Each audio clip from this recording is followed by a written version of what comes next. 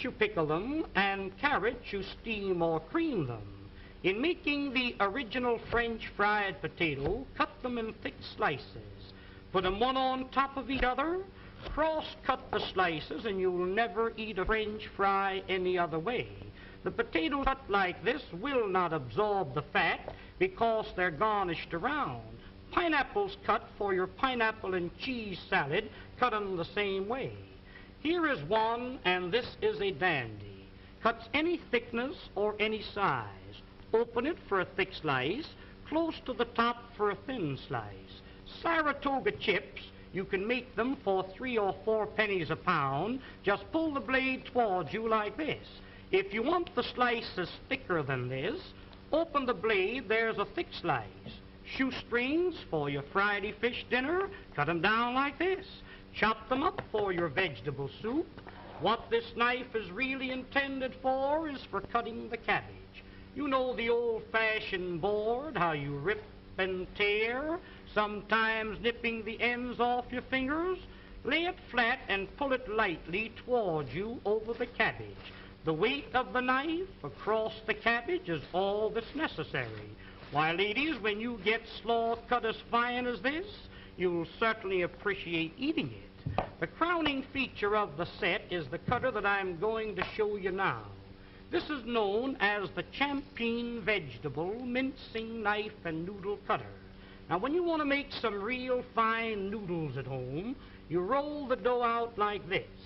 Dip this into a little flour so it doesn't stick to the dough, and as you roll it over the dough, that will cut the noodles in long strips, 10 at a time.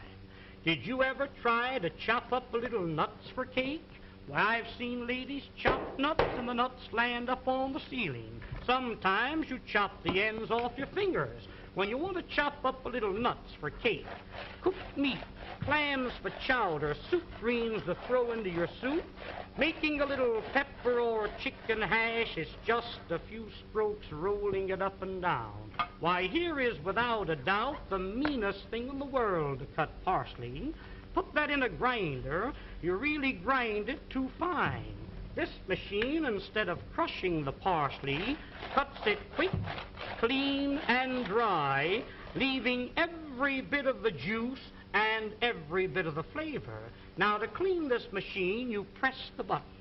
Rinse it out in a little water. When you're through using it, hang it up and let it dry. Here's one here that every lady should have in her home, known as the Parisian scoop. You lay it flat. Once to the right, once to the left. When you scoop them out, you'll get a perfect round little ball. You can pot roast these. Cut them out of cheese or cut them out of butter. When you're serving a fruit cocktail in the summertime, take your fresh cantaloupe, scoop them out like this, mix them with apples, pears, and watermelons, makes a delicious fruit cocktail served with a little cracked ice like you see here. But here is a tool, ladies, if you ever do get it, you'll thank the day you've seen this demonstration. When you press, it locks. It's like a pair of human hands. Reach in the oven and take the biscuits out of the oven. Ever take the hot potatoes out of the oven and burn yourself on the elbow? A roast chicken out of the oven, a piece of meat out of the pot, spinach, asparagus out of the water. Why, around canning season, when you're preserving the fruits, to take the hot fruit jars out of the water like that, that machine is worth dollars to you. And here's another one that I really know you'll enjoy having in your kitchen, known as the safety grater.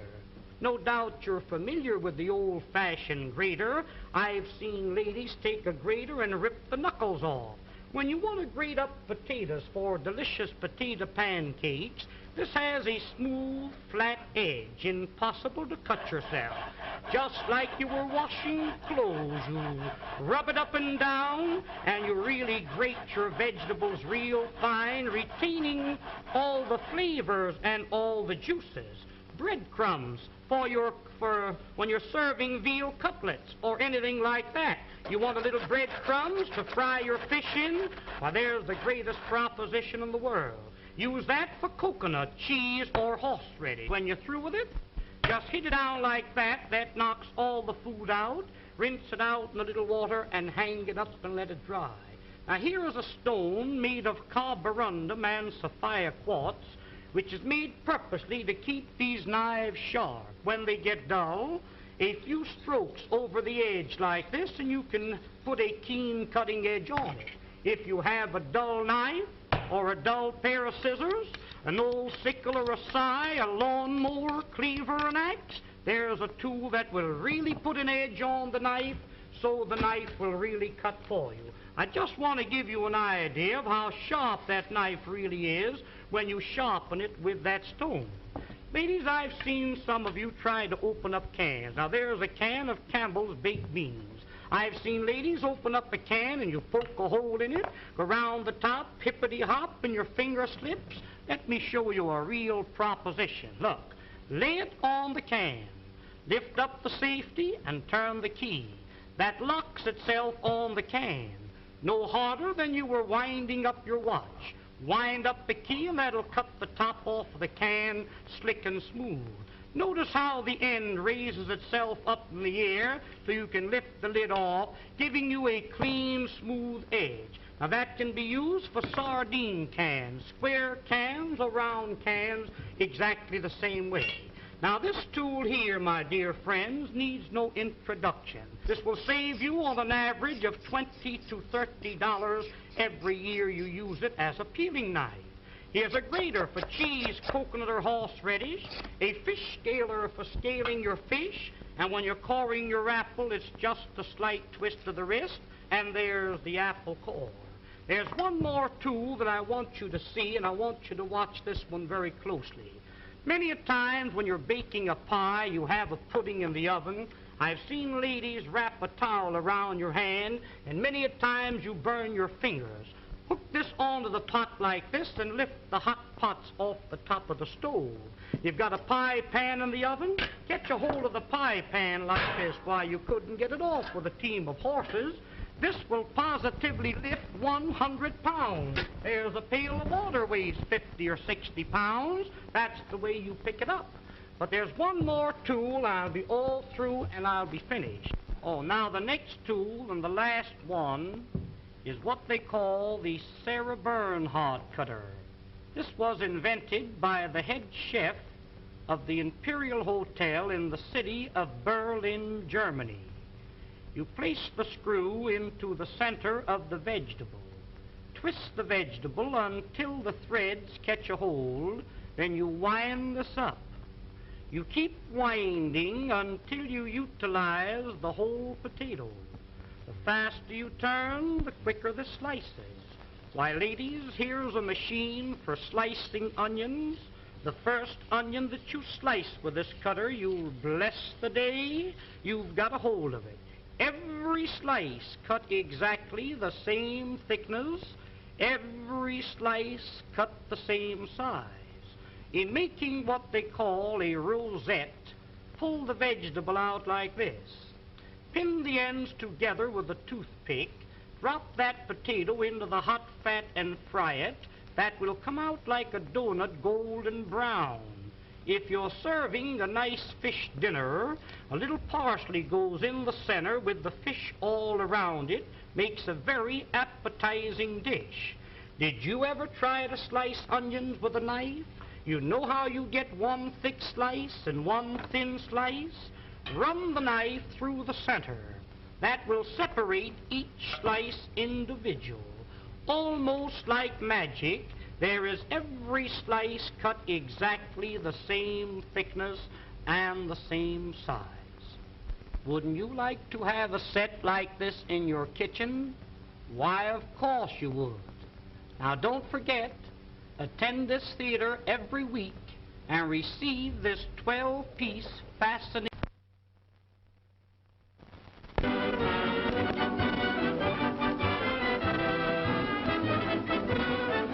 Ladies and gentlemen, the management of this theater takes great pleasure in making this announcement.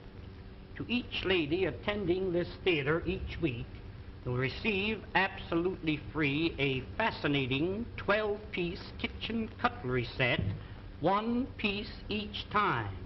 It is really interesting and amazing to know how you can prepare your meals in an appetizing and pleasing manner.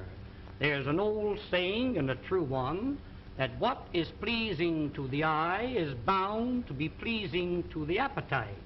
I'm going to demonstrate this set to you, and I want you to watch it very closely. The first cutter that I'm going to show you, now this first one is known as the Parisian cutter. Wind it through the potato like a corkscrew. When the cutter appears on the opposite side, pull the cutter out. Place the handle in the center and twist it out. This is what they call a French curl. When you fry these, they come out like donuts, nice and brown. Serve them with your steaks or pot roast them. Unwind it, there's 2 curls out of the 1 potato.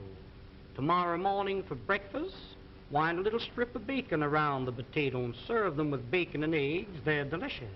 Different colored vegetables, wind them together and you get the 2 colors. Here's a little trick cut.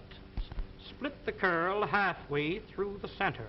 If you're making a shrimp salad and you happen to run short of shrimp, mix these in with the regular shrimp. Upon my word, you couldn't tell the difference until you start to eat them. Now the rest of the potato, you stuff it. We'll call this a little chicken. We'll call this here some hamburger. You might have a little meat that's been laying in the ice box for a few days. Chop the meat up fine, season it highly, stuff it into the center of the potato and bake them with the skins on. When they're done, cut them in 2. Serve them on the half shell just like that. Serve them in slices when company calls.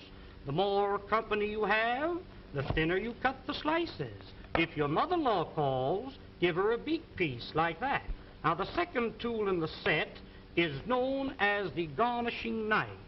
Everything you cut with this must come out fancy. Watch this, please. You cut down, you turn the potato, and then you cut through the edge. First one way and then the other. Sweet potatoes cut like this, drop them into a little batter of pancake flour and fry them. When they're golden brown, sprinkle molasses on them. Serve them with strips of bacon for breakfast. Why, they're delicious. Here's beets, you pickle them, and carrots, you steam or cream them. In making the original French fried potato, cut them in thick slices. Put them one on top of each other. Cross-cut the slices, and you'll never eat a French fry any other way. The potatoes cut like this will not absorb the fat because they're garnished around. Pineapples cut for your pineapple and cheese salad, cut them the same way. Here is one, and this is a dandy. Cuts any thickness or any size. Open it for a thick slice, close to the top for a thin slice. Saratoga chips, you can make them for 3 or 4 pennies a pound. Just pull the blade towards you like this. If you want the slices thicker than this, open the blade, there's a thick slice. Shoestrings for your Friday fish dinner, cut them down like this. Chop them up for your vegetable soup. What this knife is really intended for is for cutting the cabbage. You know the old-fashioned board, how you rip and tear, sometimes nipping the ends off your fingers. Lay it flat and pull it lightly towards you over the cabbage. The weight of the knife across the cabbage is all that's necessary. Why, ladies, when you get... Hello, Twitch. How we doing this evening? How's everyone out there? Got a small project tonight. Well, at least compared to recently. Gonna break down one of those hams left over from our pig. So, yeah. Butchery time again. Going to be taking the top round, which should be this top piece right here. Once I get the skin around, should be a seam right around here to pull that guy around, right around there. Yeah, you guys can't see that very well.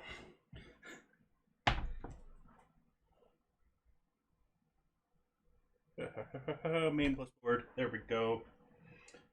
Should have our top round seam somewhere around here, going around that way, I hope.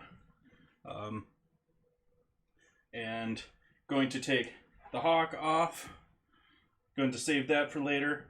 Going to take out the ham bone, which is probably somewhere around here in this length. that is going to be saved for beans in the future. Maybe cut that guy in half. I don't know. It's a pretty large guy. It'd be a heck of a lot of beans for just me.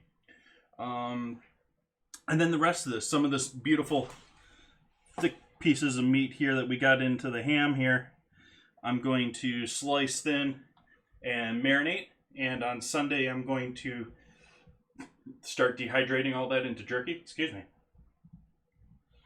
And whatever's left as far as scraps and small bits and all that lovely goodness left over, majority of the fat, I'm going to render down, sort of treat it almost confit style, and make rillettes.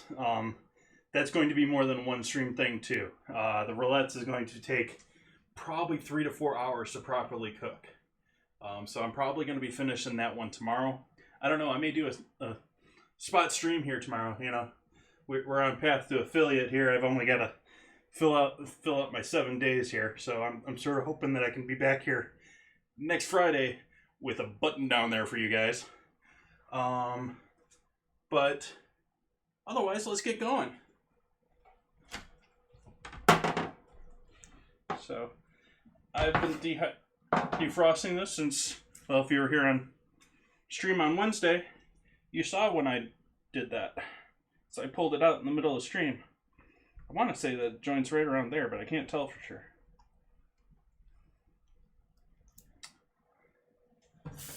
Let's do a little searching and see if we can find it.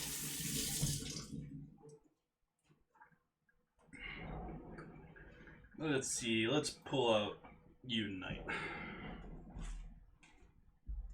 Let's move you with my clean hand. Keep my towels somewhat nice here. I think this is probably somewhere right around here.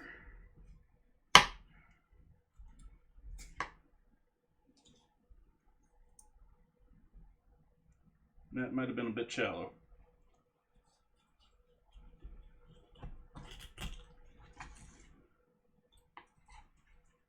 So let's cut around the bone. Cut around both bones. There's 2 bones in here for the hock. And yeah, I did cut too low. That joint's going to be up here. So I'm going to have to saw this off and go at it again, I think, here. Just have an extra piece of hock that's maybe a little bit of a baby compared to the rest. Oops. Don't slip on me. There we go. Flipped around here.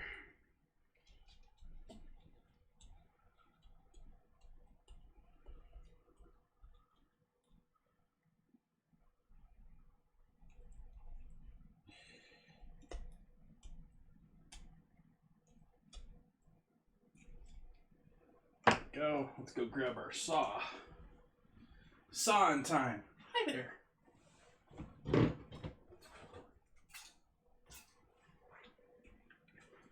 If you guys haven't been watching me, this is a stainless steel blade. I only use this knife or the saw for cutting meat. The cutting board is already bearing marks of me having done so.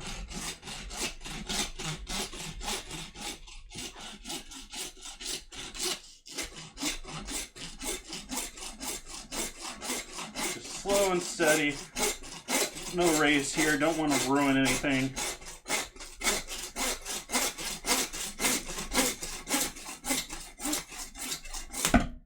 There we go. And yeah, that was a little bit early. We do have quite a bit of bone more still to go through here. That can be bagged up. That's a good size portion for some beans there. That's maybe, I think, about 2/3 of what our hock's actually going to be here.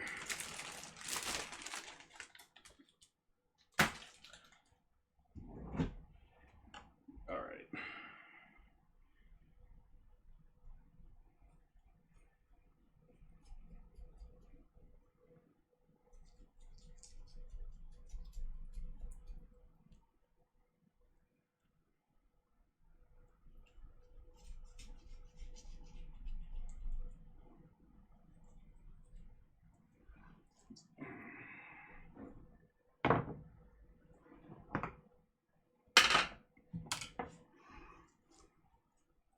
Hey, Big Davy.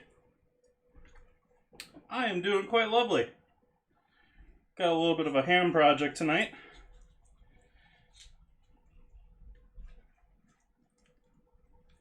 Trying to find that joint.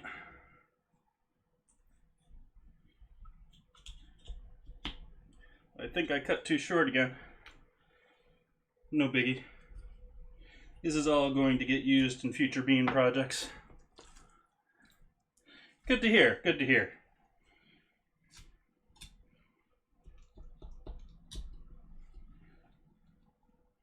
Gonna be taking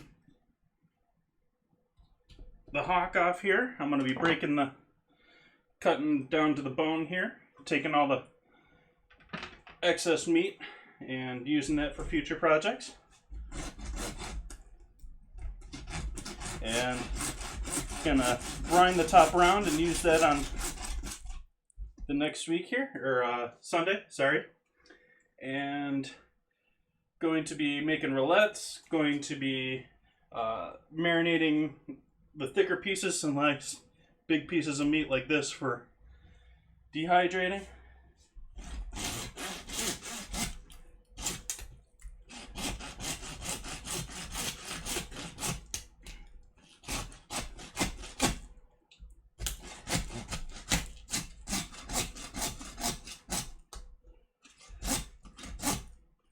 That was one half.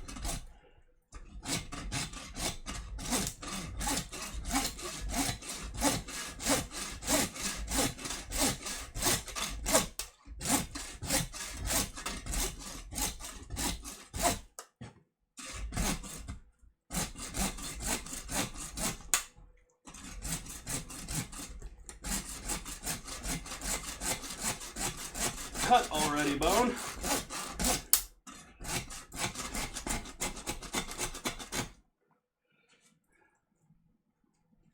Just such a hard handhold here.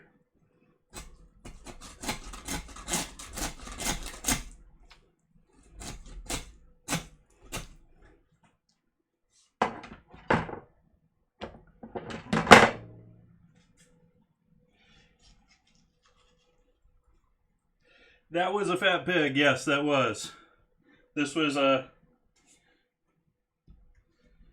grass-fed pig from here in Sonoma County. And I butchered the rest of it here on the stream. All of it but the head and the offal. So you can expect lots of fatty pork dinners in the future. I've got about a gallon of lard already that I've rendered off of it. I'm just going to try and cut this meat off of this small piece of bone. I'm tired of trying to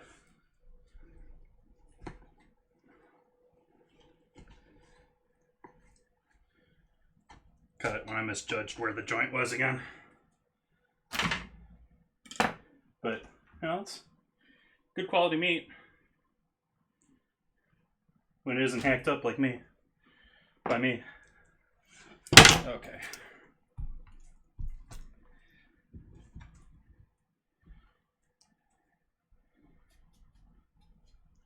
More fun stuff.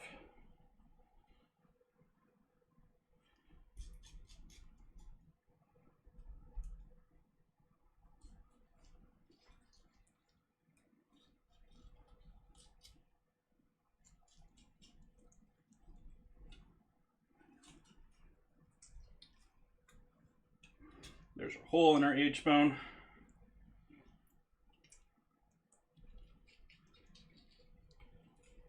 Make sure we get that all cleaned out so it doesn't give us any problems later on. Age or Archer. Guess it depends on your nationality how you pronounce that one.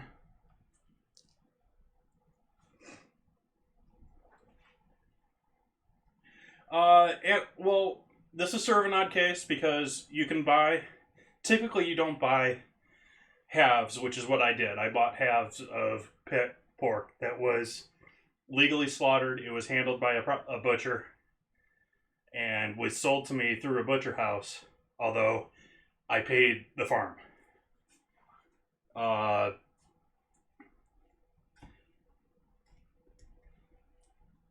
here in the US, the vast majority of everyone's meat is coming from one of like 3 companies. So unless you're buying it directly from family farm like I did, you're buying it from a supermarket already heavily processed and been through probably several butchers.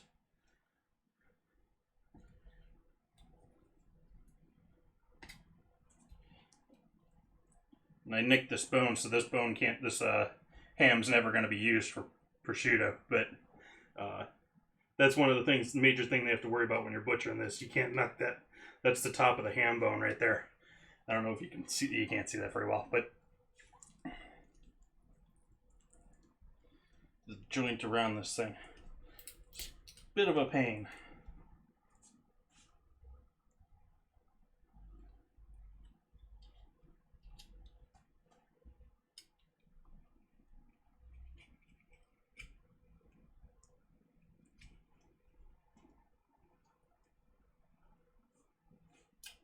It looks like I conveniently, but inappropriately, cut right through this bone. So that should make life a little easier and more complicated at the same time here, seeing as I don't know exactly where everything is now. But I believe this is the spine muscle here that I'm working on pulling off here, which is typically sausage meat.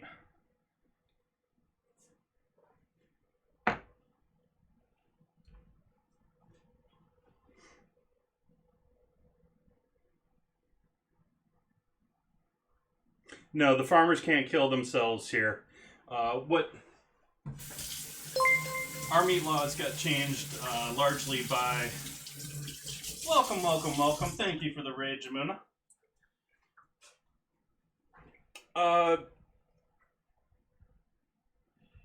The farmers can't butcher it themselves. What we have in the U.S. is typically you have a slaughterer, you have a farmer, and you have a butcher. And all 3 of them are typically separate businesses.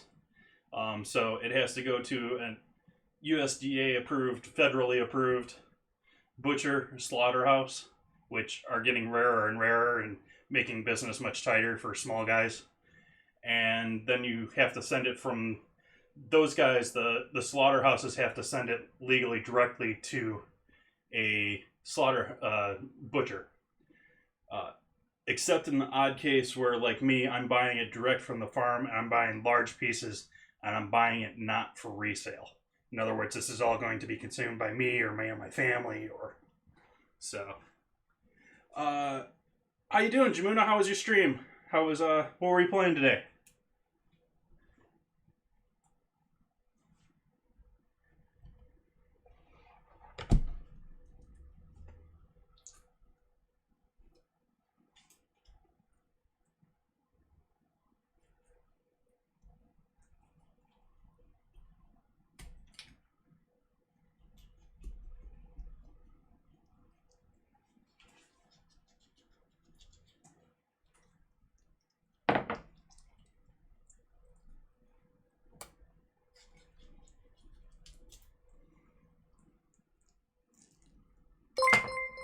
Thank you. I'm pulling apart one of those 2 hams. I still got another one of these guys chilling in the freezer. And just cleaning him up. Gonna create several projects out of this for the next couple of days here.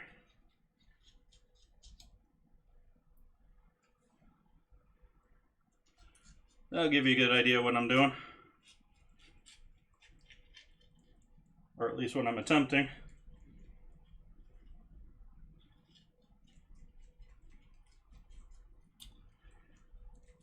Not great able to show you everything that's going on right here. I'm doing a lot of cutting that's down deep.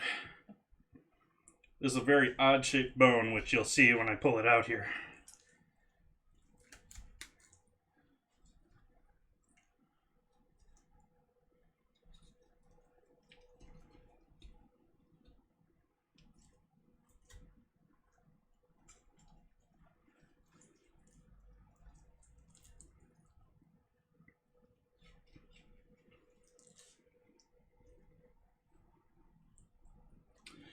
In addition, you can see down in my cards or info section, or I don't know necessarily what you guys on Twitch call the area down below,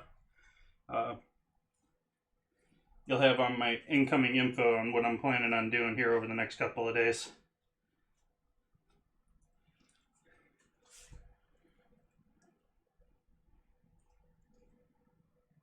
There we go. Other than a little bit of meat there.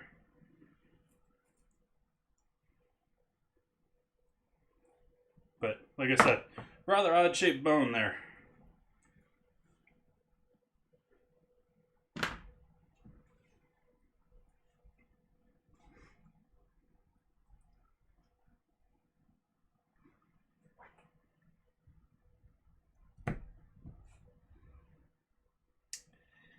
Ham hock tureen. It could be along that line. It's not typically the hock. And actually here in the US, it's typically not the ham either, but figure why not. Let's hope that gland isn't right here.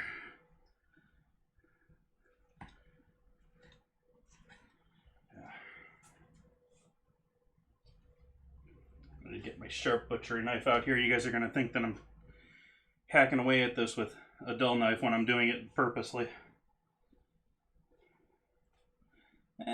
Is this worth saving? Yeah.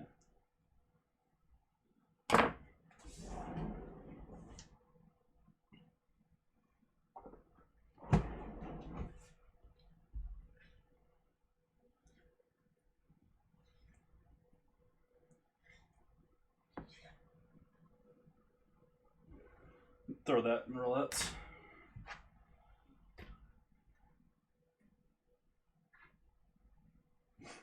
Okay, so now I'm gonna try and find this seam here. There should be a natural seam here under the fat.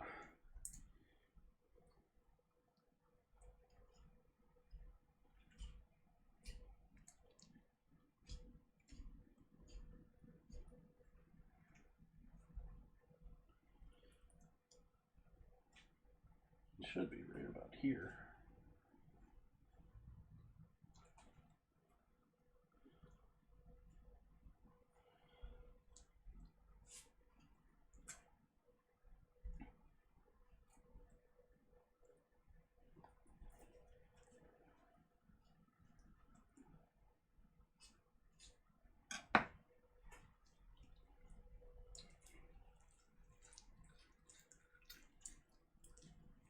Thank you guys. Yes, this pig had a very nice healthy life. It lived on pasture, open and free, ate primarily grass and other feeding junk that they can find around.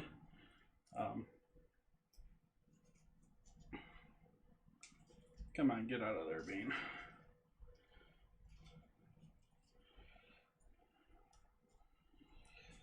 So I'm still having trouble locating where this top round starts and ends here.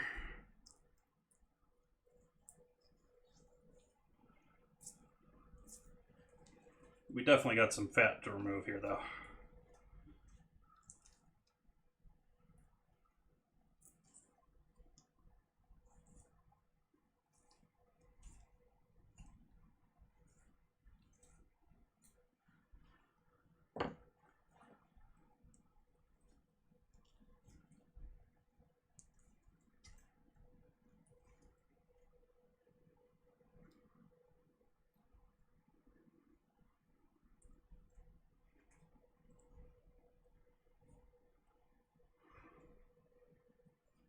Should point out that I am not that heavily of a... This is the first time I'm breaking down a whole pig by itself. So, I've got some experience in butchery. But, I'm not going to hit all those joints right. I'm not going to be the perfect example for someone trying to learn to do this. I'm learning myself.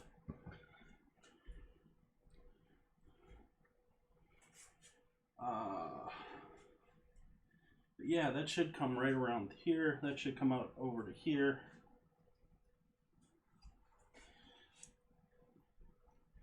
Seam should be around here somewhere.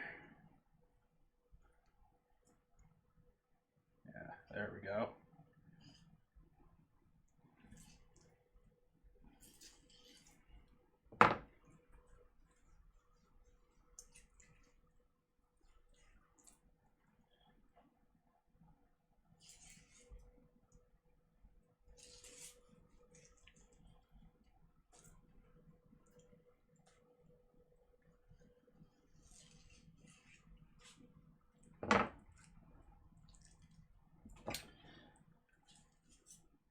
the deep tissue meat on this is somewhat frozen still.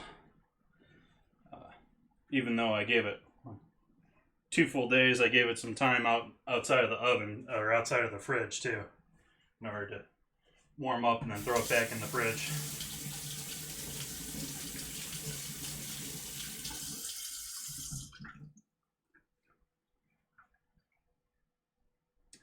The average person used to.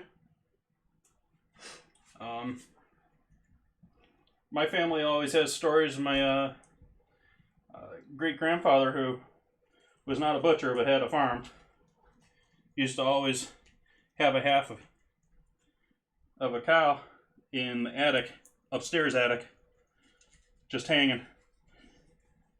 Anytime the grandkids come over, you want a steak? Go up there and cut one.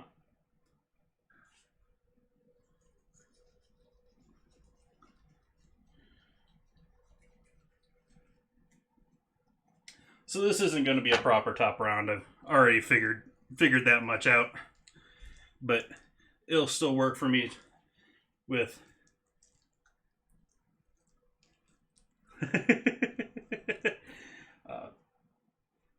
it'll still work for my plans for Sunday.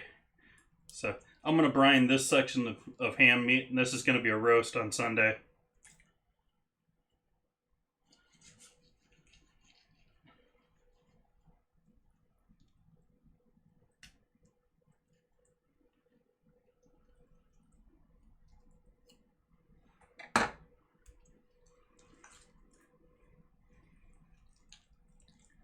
And so this is going to be the major part that I'm preparing for near now. And then, like I said, I'm going to do roulettes, which is, if you're not familiar with roulettes, I'm probably pronouncing it wrong, but it's essentially like confitting it. You're cooking the smaller cuts and junk meat from this ham in the fat for 2 to 3 hours until it just completely falls apart. And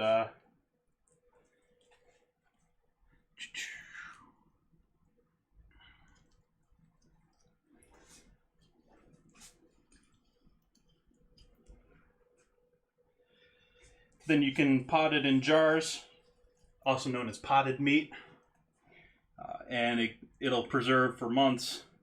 You can put it on lovely on toast, that sort of a thing.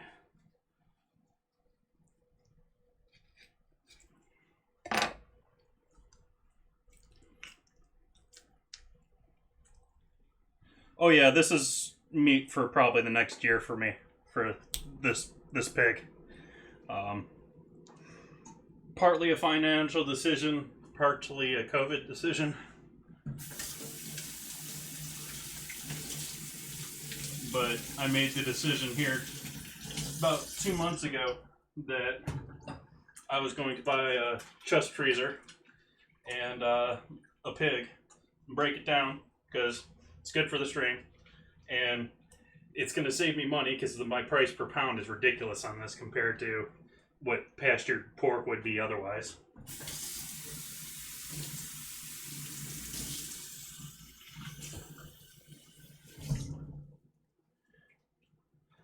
And it allows me to stay at home for like the next year. All I need to go out for is veggies.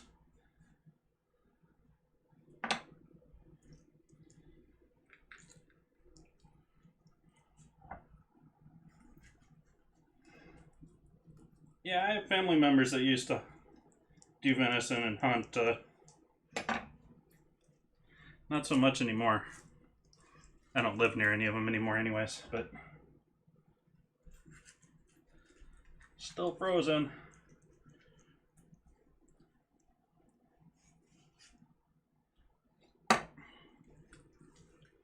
There we go.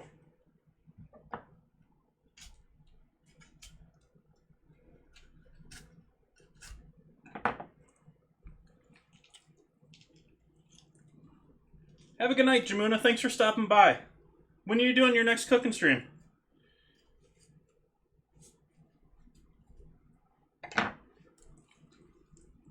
Jamuna, by the way, does cooking streams. He's primarily a game streamer, but he does some really nice cooking streams about once a week or so.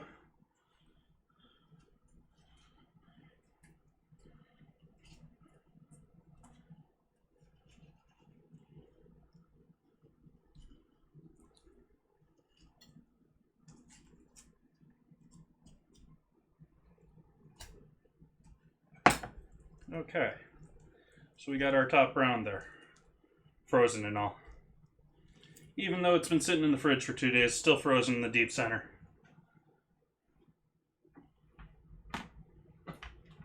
We'll set that over there to rest. It's already frozen. It's frozen, so I'm not worried about it too much.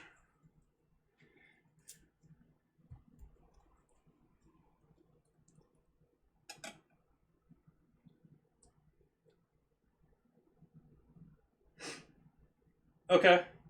Well, let me know, Jimena. Always interested to watch. Have a good night.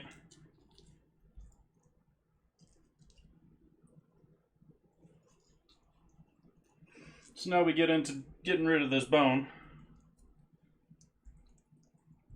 Well, getting rid of this joint in this bone.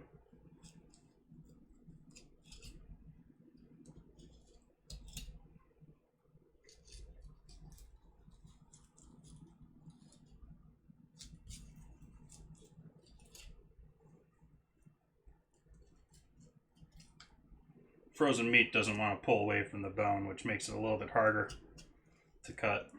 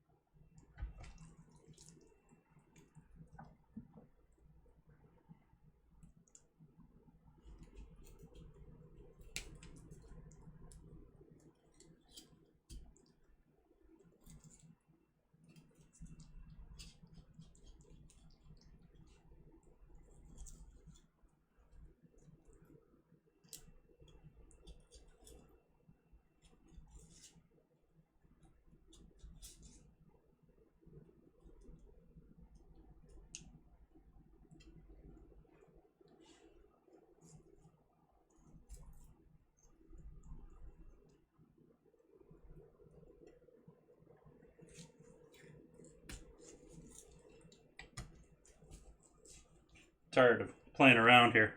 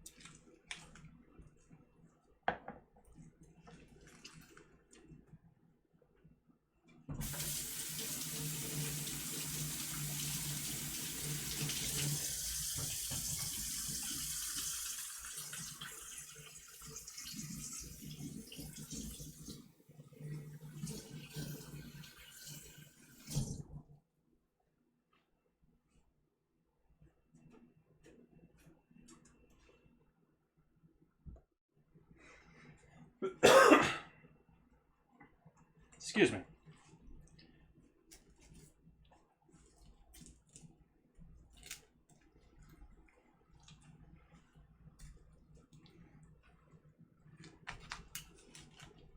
I'm just taking the whole knee joint out instead of trying to separate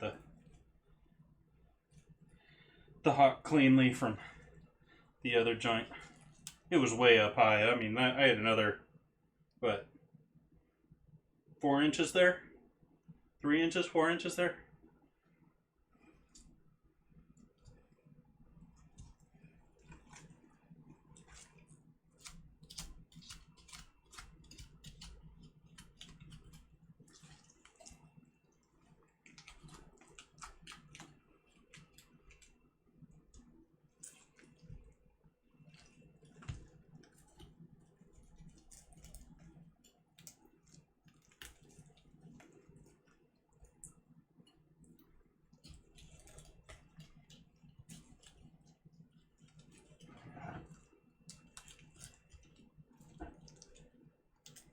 Still left the kneecap in there.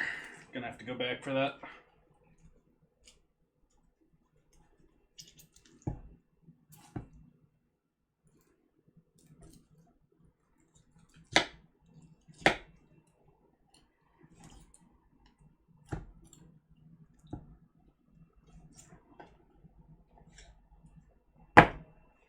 There we go, ham bone.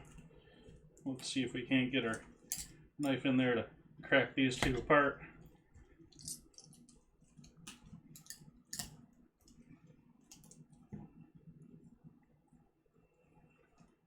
Only a couple of tendons to work apart there.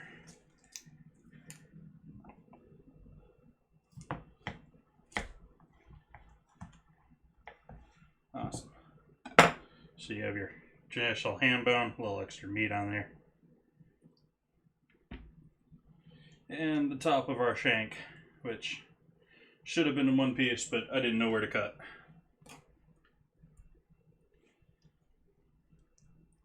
Wrong knife, wrong direction.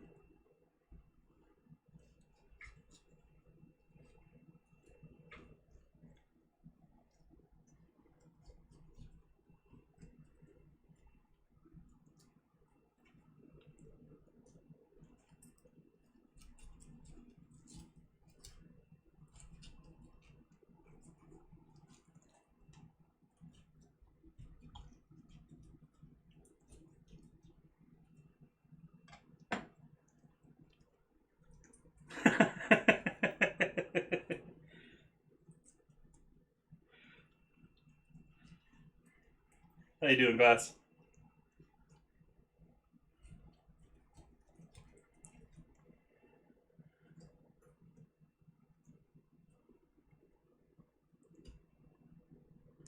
Congrats on your affiliate.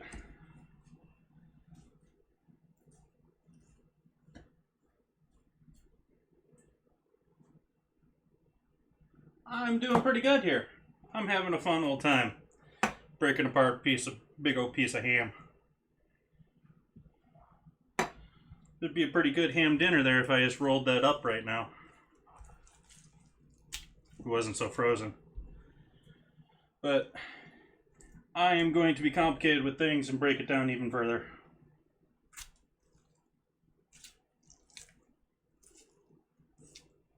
Don't want all that fat.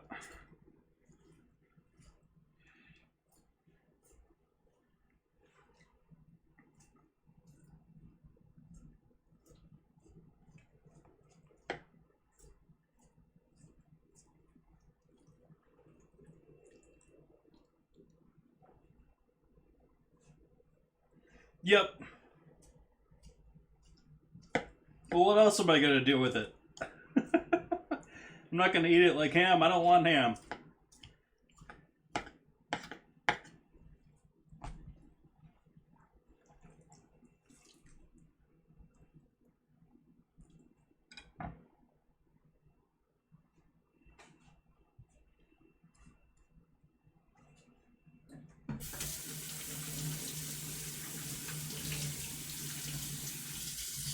Don't say give it to you.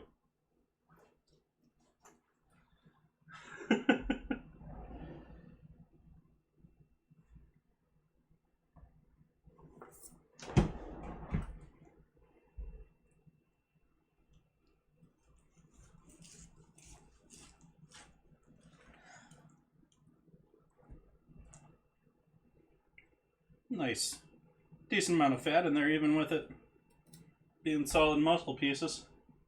And then, if you want to slice, but you don't, this knife is, well, it's not too bad. Why ain't you cutting? Because it's too frozen.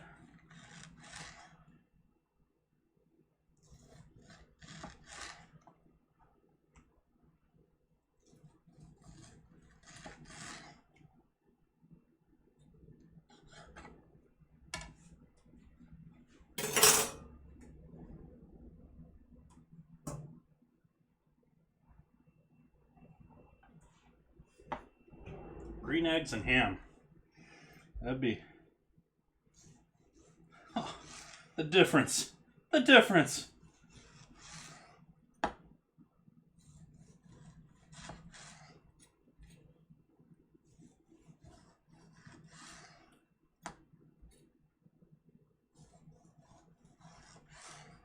So these are all getting sliced. I'm going to put these all in a marinade that I'm going to make up a little bit later here. And then on Sunday I'm going to turn these all into jerky in my dehydrator.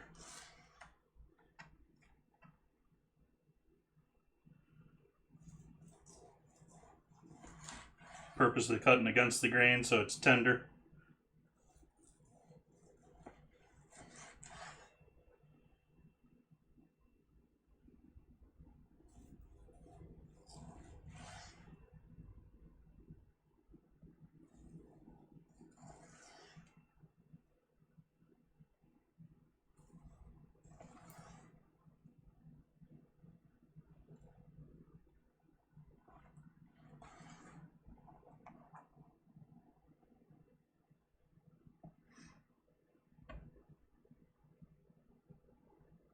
How are things since departing the kitchen utensil? Not familiar where you're going there.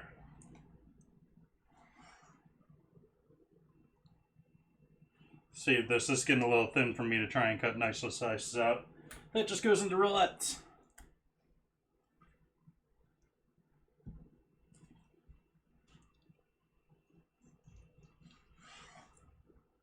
Or are you referring to mixer?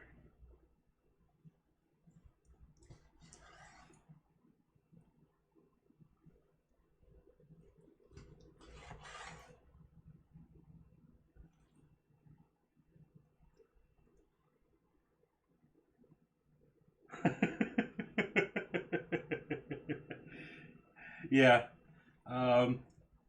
Things have been alright. I did make that tweet earlier, and I am serious. I don't like the auto host on this compared to mixers. I used to I've got two computers. I've got two PCs, and then I would set up my TV, and I have two old monitors, like pre HD monitors that I have hooked up to Raspberry Pis, and I would have them all just on my auto host.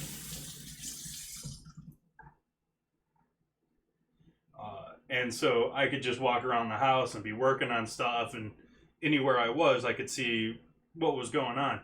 And I can still sort of do that on Twitch. I can still at least see what the streams are, but it doesn't show me the chat. It shows me my own chat. Like, that's useful to me.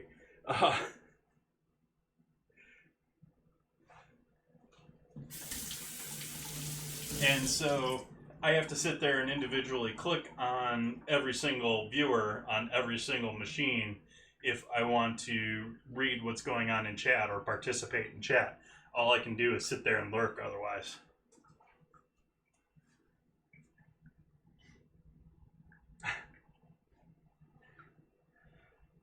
No, I probably won't be making Raspberry Pi. But if you're not familiar with Raspberry Pis, and you're not just trolling me like usual, they are very useful. Very, very useful.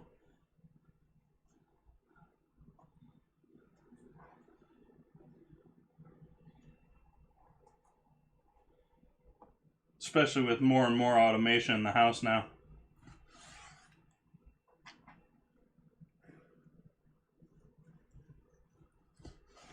I'm right there with you. I torture the streamers that I'm a fan of.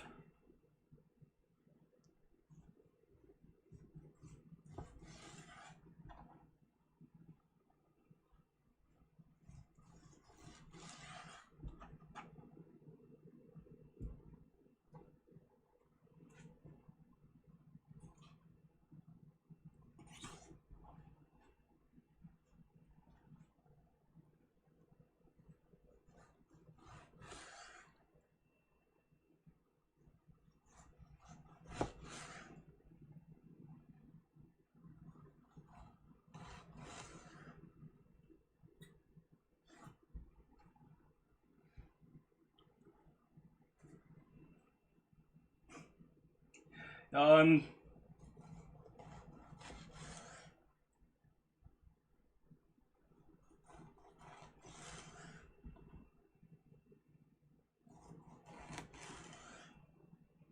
gonna have lots of jerky. Lots and lots of jerky.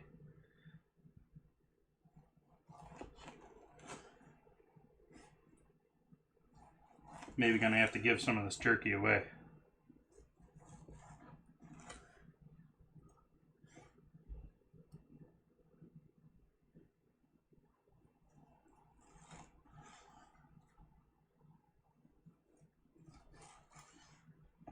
Too bad there ain't any festivals or anything going on. Make all sorts of friends.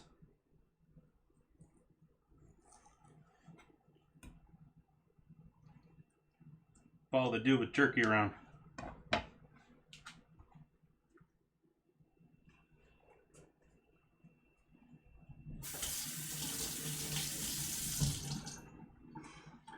So now that you're affiliate, you're not able to stream anymore? Or restream anymore? Is that my understanding?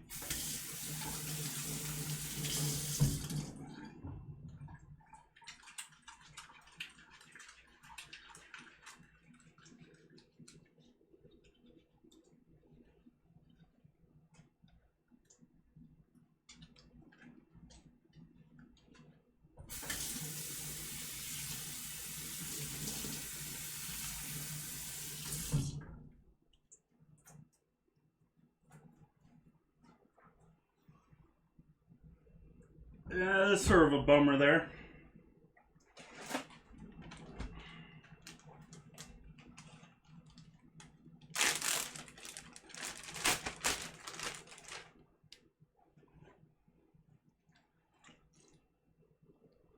I did find that you can directly move the videos to YouTube, so thank you for telling me about that, by the way. I'm probably going to start doing that just to make my life a little bit easier. I still record them all, and I'm going to keep them all, but if I can just click a button and transfer it over without having to rewrite titles and figure out exactly what went on that day and make my life a lot easier.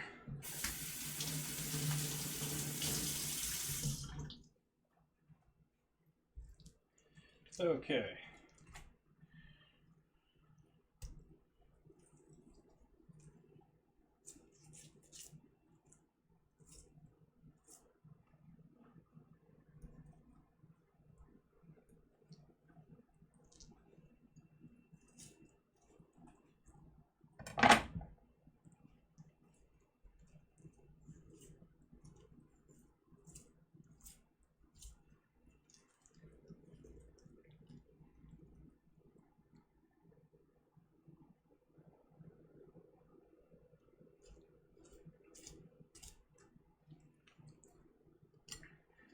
Well, I was and still am sort of tempted by the idea of restreaming to YouTube. But I'm on that road to affiliate as well, and hopefully next Friday I'll have my button too, but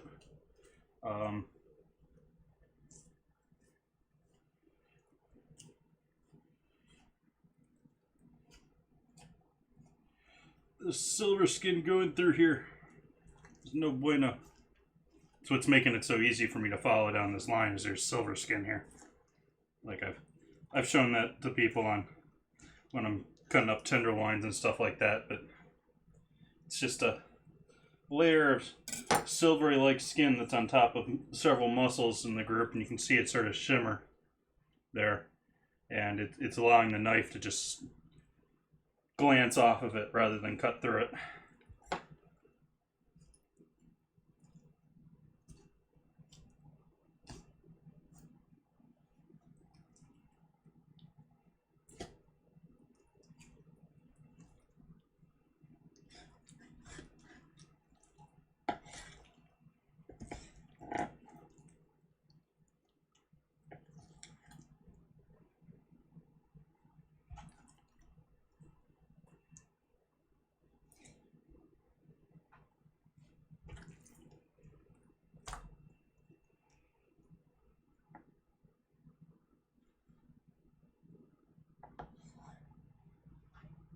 Nice peaky fat there. And a little bit more muscle here. This guy lived a good life. That's just all going into the roulets.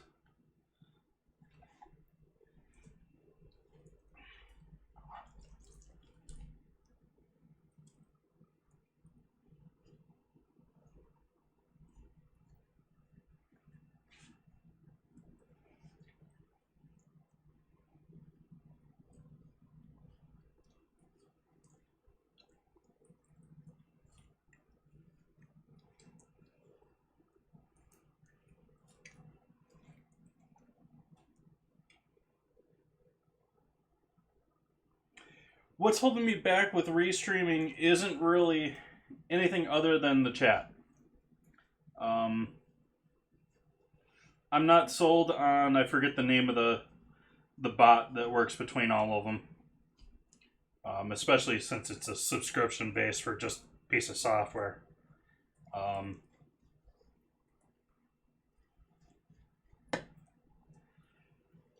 I think it needs to go further because I want to interact with the community at least somewhat, and I'd like to have contests and stuff like that. I'd like to develop something a little bit more than just, oh, I like watching this dude cut meat. And doing that on multiple platforms just makes everything that much harder to accomplish.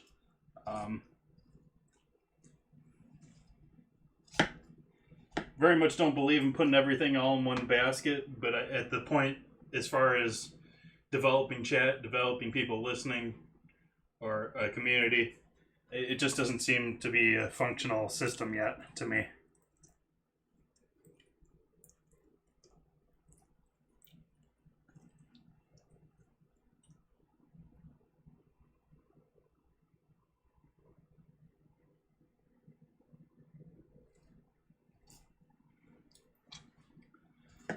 I just sent him a nasty message this morning because I signed up right when Mixer made its announcement because I wanted to check it out and get a feel for it. And I haven't really done much other than examine it and put my logins in there a couple of times, and they sent me an email today. Well, thanks for enjoying your free trial. We're going to start charging you. And I'm like, well, fuck that.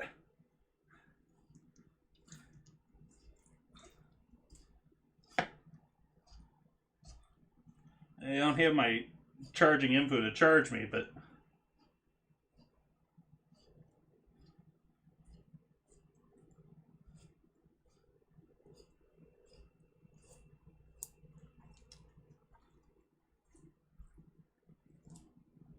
oops.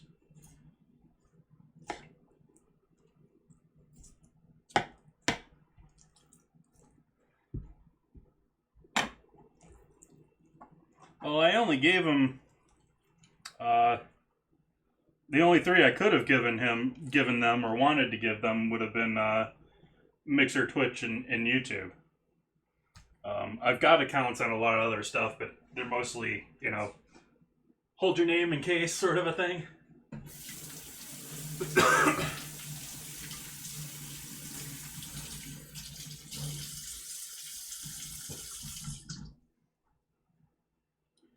So yeah, I think I'm probably going to do a very short stream tomorrow, and I'll pull the marinade off of the marinated slices here, and I will pull the top round out of the brine, because really we only need 24 hours on those for that. And you don't want to over brine or over marinate things. Don't want to break down meats too much.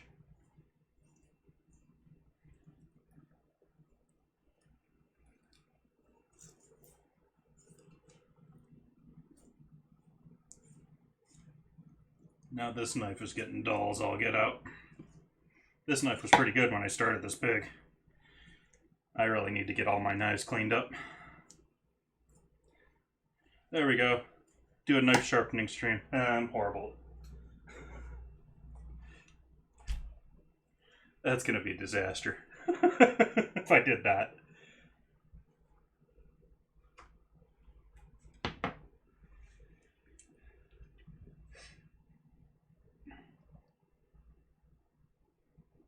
As far as the quality that they're allowing you, like you don't have as much control over, say, bitrate, is what you're saying?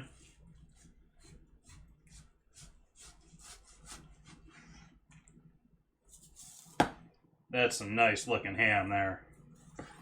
Look at that, gorgeous. Marbling. That is just gorgeous.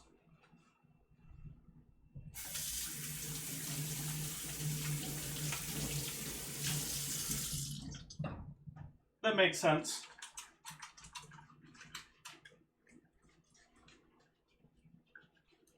I'm pushing, I believe, 5K right now.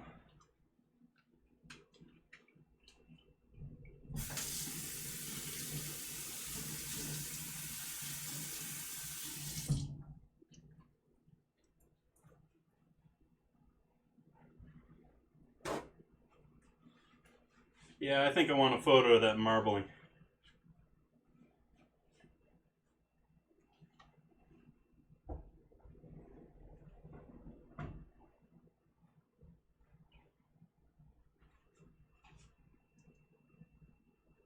Formula One's back! Yay! I actually got to watch racing this morning.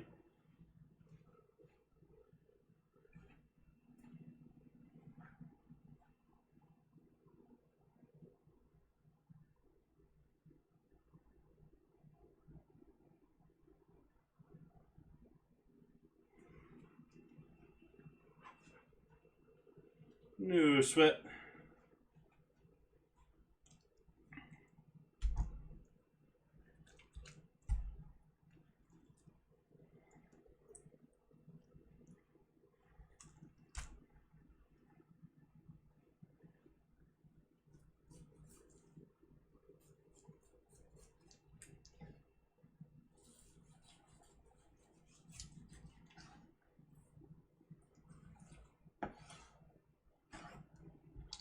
Just gonna throw that into the roulettes there. I'll slice this up nice here for jerka.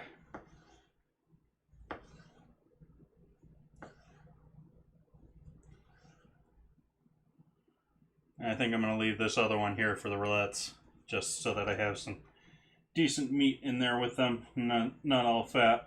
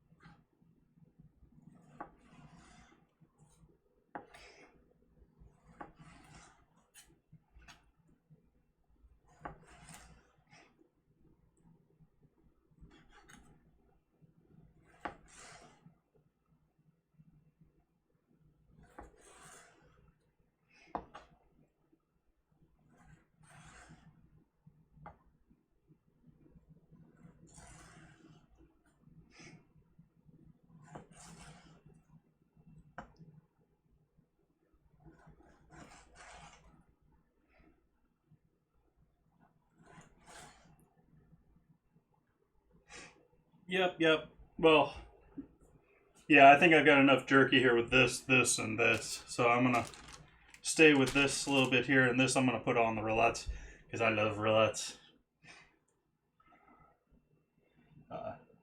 There's a pretty well-known butcher shop in Napa, in the city of Napa, in downtown Napa, called Fatted Calf Charcuterie.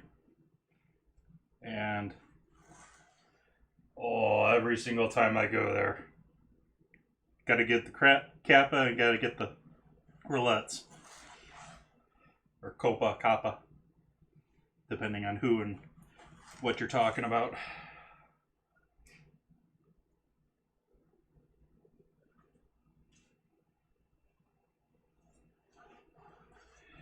Well, yeah, a long time ago I wanted to do food and sell food. I know there's some other streamers out there that are using this as a platform to sell their food. It just doesn't work here in California. It's going to be, the cost to benefit is going to be too ridiculous. The cost of the licenses and all that.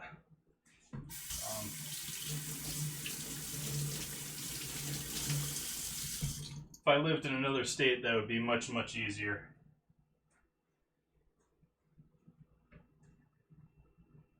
So this is going to go into the rillettes too, because it's going to be a little wobbly for me to cut. Why be unsafe about it when I can just toss it in here?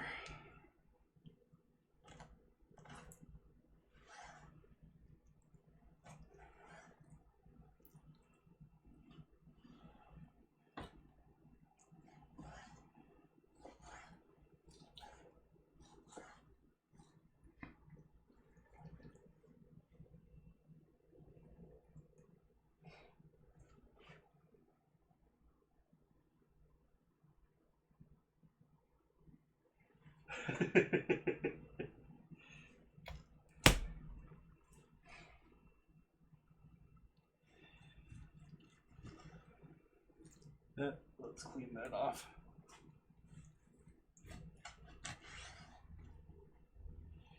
Any silver skin on this side to worry about? I don't see much there. There's probably something running through the center of this, but oh well.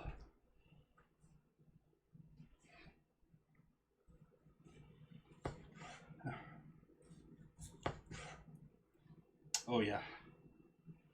Yeah, this is all going to rillettes. Oh, maybe not. That looks like a good slice there. Yeah.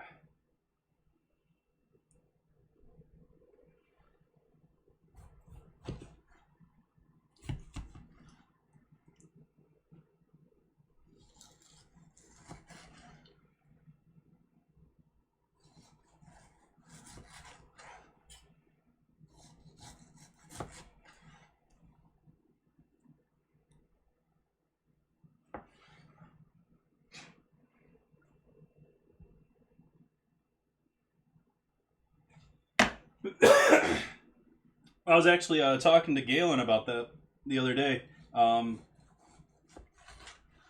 That you can't copyright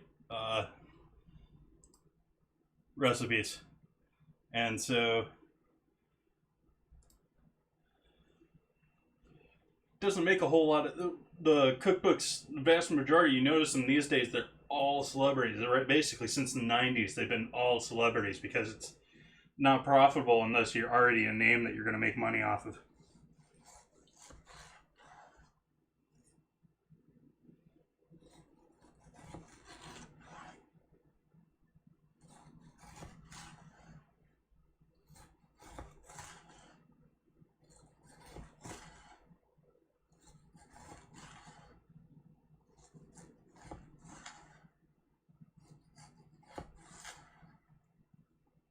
Yep, very much.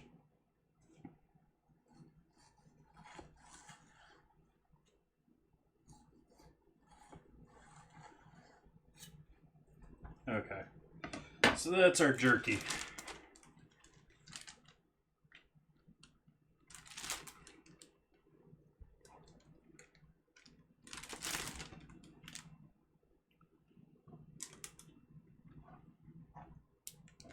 It's a little thick. Let's throw that over there.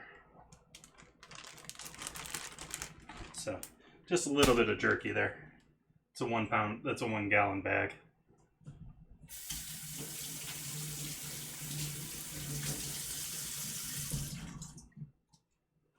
Probably be a quarter of that size once it's done drying, maybe an eighth of that size.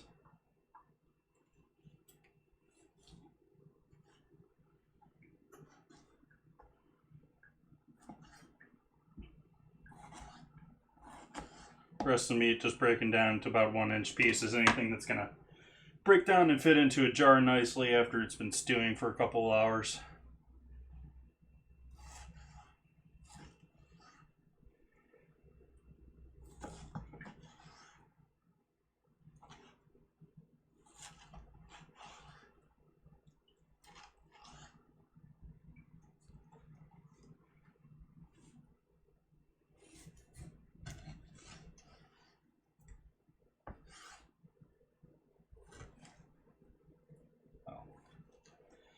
I think we can skip that centerpiece there.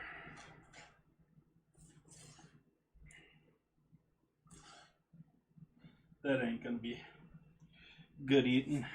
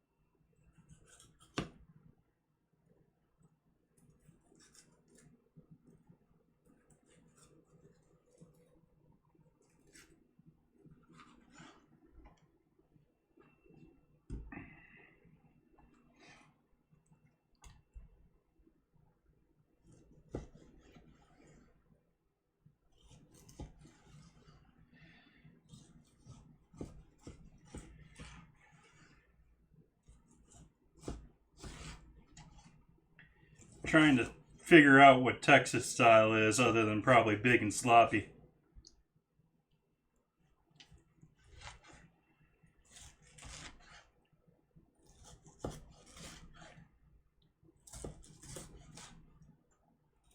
Or in the case of whiskey, in my opinion, immature.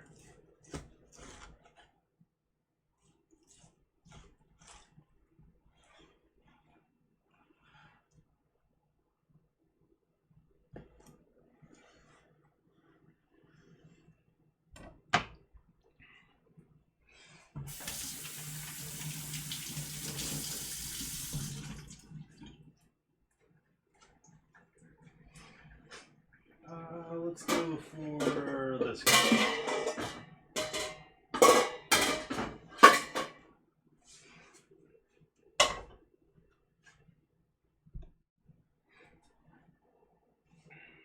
Oh, why, good morning there, camera. Why don't you wake up?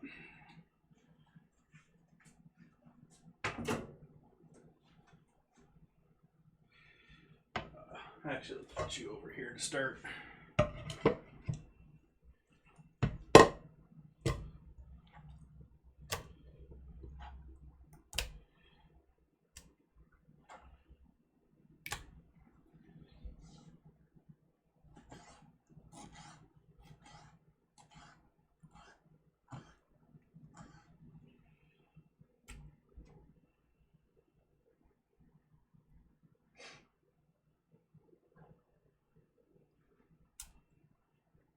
Oh.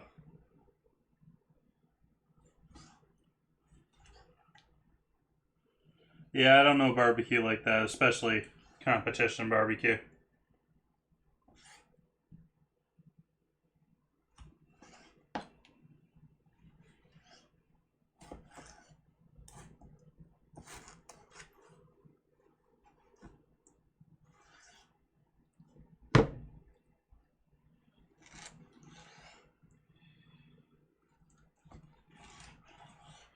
A dude in my college emptied a beer truck at our chili cook-off That's about the limit of my barbecue knowledge.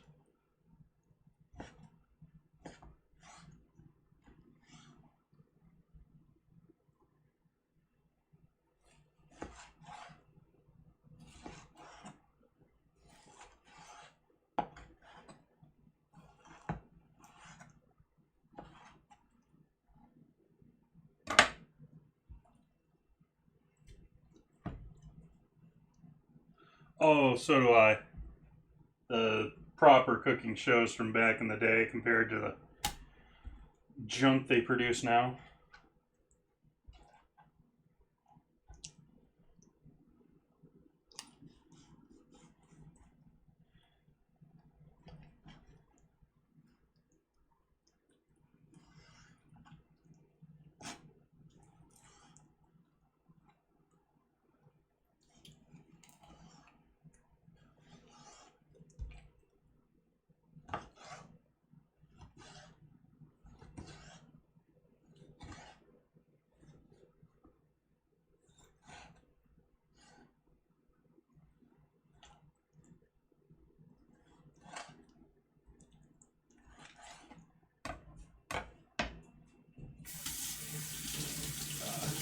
I miss the old Iron Chefs, even though I think there's someone replaying them here on Twitch, but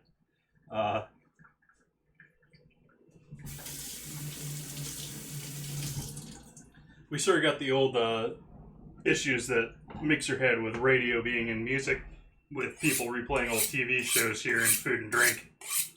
You got Bourdain shows all day, you've got cooking shows all day, you've got I think you've got oh, I'm forgetting his name. There's an old like Creole Southern chef that they do like near 24-hour shows with him too on Twitch here. Probably people international that don't get hit by the copyright laws or something silly. I don't see how they could get away with it for years and years otherwise. No, not Paul Perdue. Though that's a good guess. Let's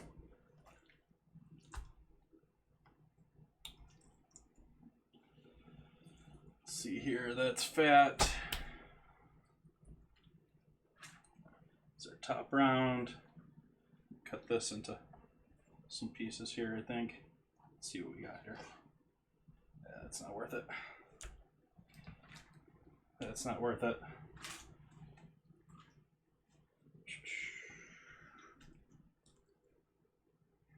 That's not really worth it.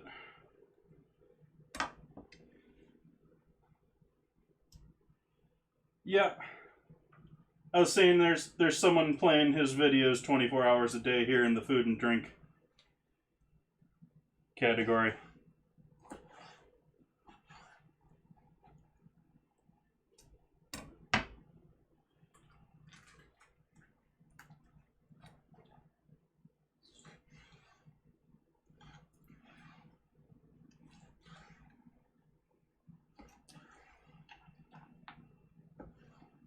Small piece of bone here I'm working around.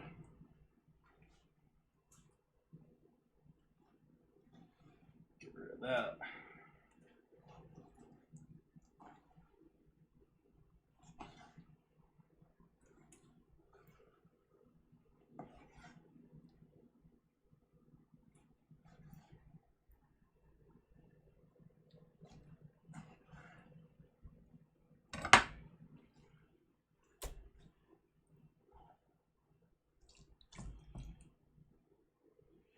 Let's see. That's gonna, we can throw it in there to cook with the rollets, I think. That's just gonna break down with everything else. It'll just add flavor and meat.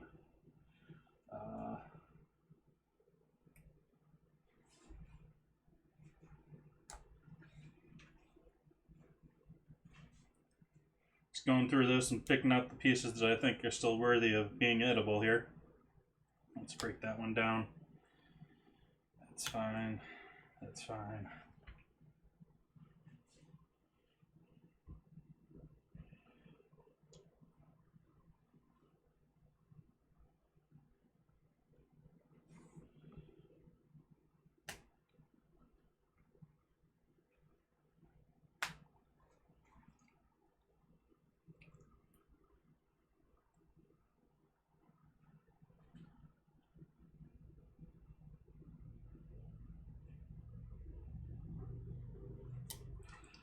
Okay.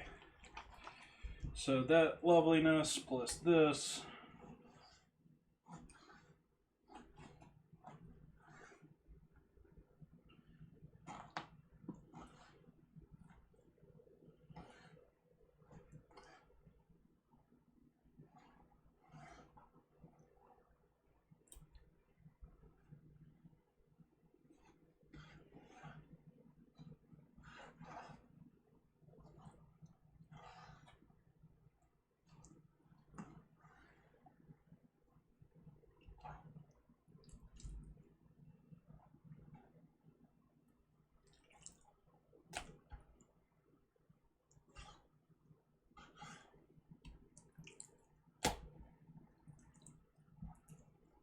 Debating whether I want to save this fat or if I want to render this out too, because, I mean, like I said, I've got a gallon of fat of lard already off of this pig.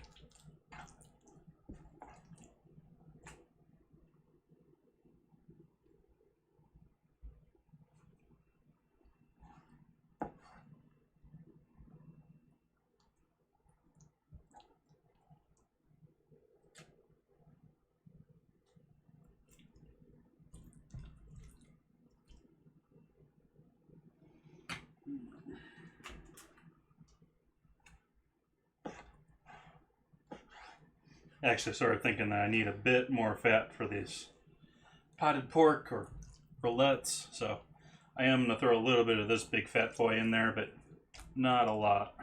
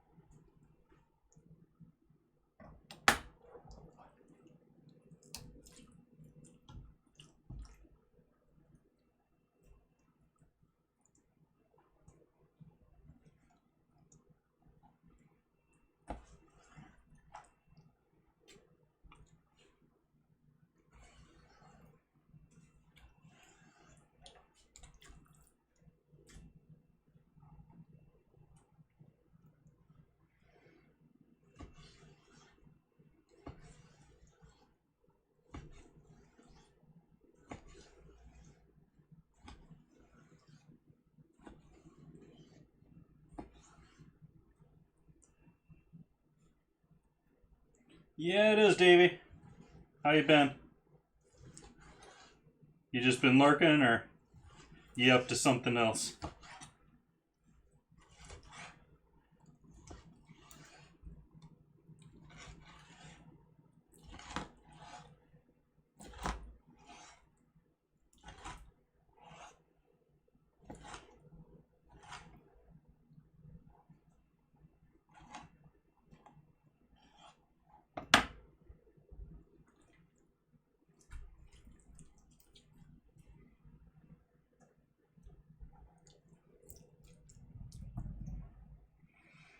Alright, on the stove. Low heat for the next, till I go to sleep, and probably good part of tomorrow too.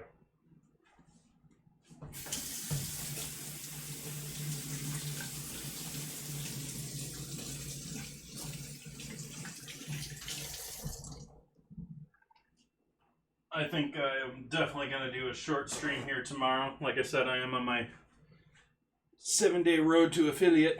I've got 2 of them already done. This is number 3. Hoping I can have that subscriber button there for next Friday. So I might stop by and show the ending of doing the potted meat here tomorrow, and I'll probably show taking off the brine and getting rid of the marinade on the pork. But that's going to be a really short stream.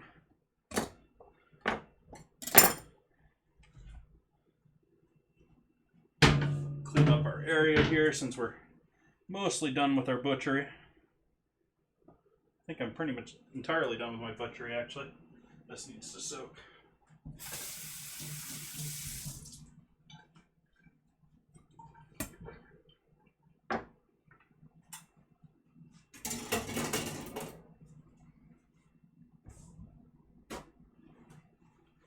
Also going to be doing some t-shirt screen printing here next week, either on Monday or Tuesday. Gonna take some black t-shirts and put my logo on the corner of them so I can wear them with my overalls here or my apron and still have it show.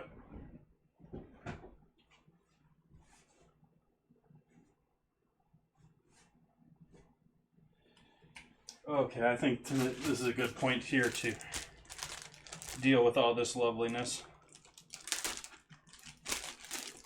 Going to salt cure the shank. And if I can find it here, there we go. Got my leftover bacon cure, the same ratio of cure that I used for my bacon I'm going to use for curing this hawk.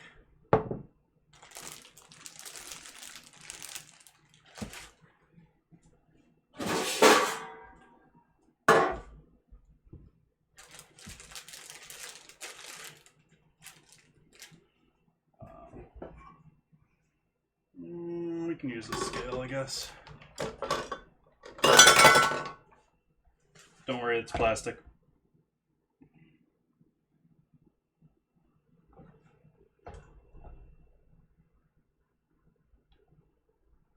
You don't want a worky scale? Why you don't want a worky scale? We'll figure you out later.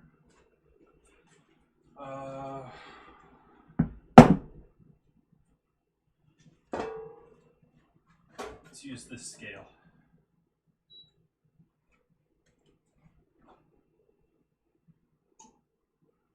£1.36 pounds.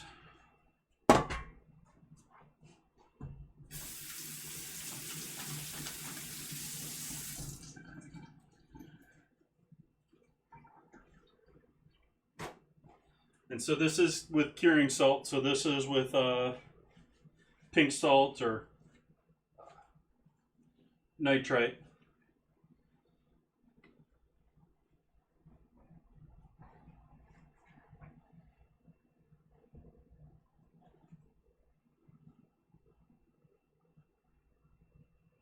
So do a little math here.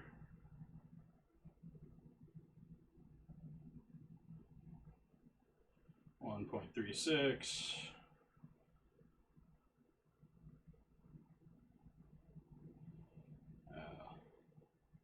Let's times that by 0.03.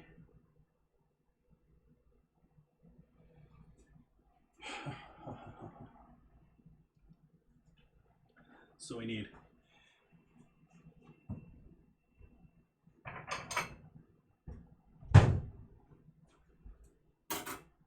0.63 for our cure.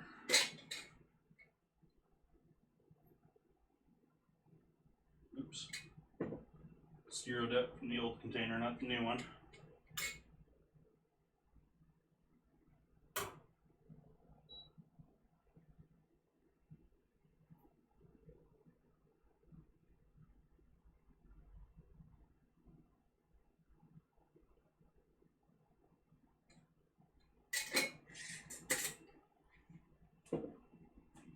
So there we go. We got our properly weighed out curing salt. Make sure this gets nice and salted all the way around here.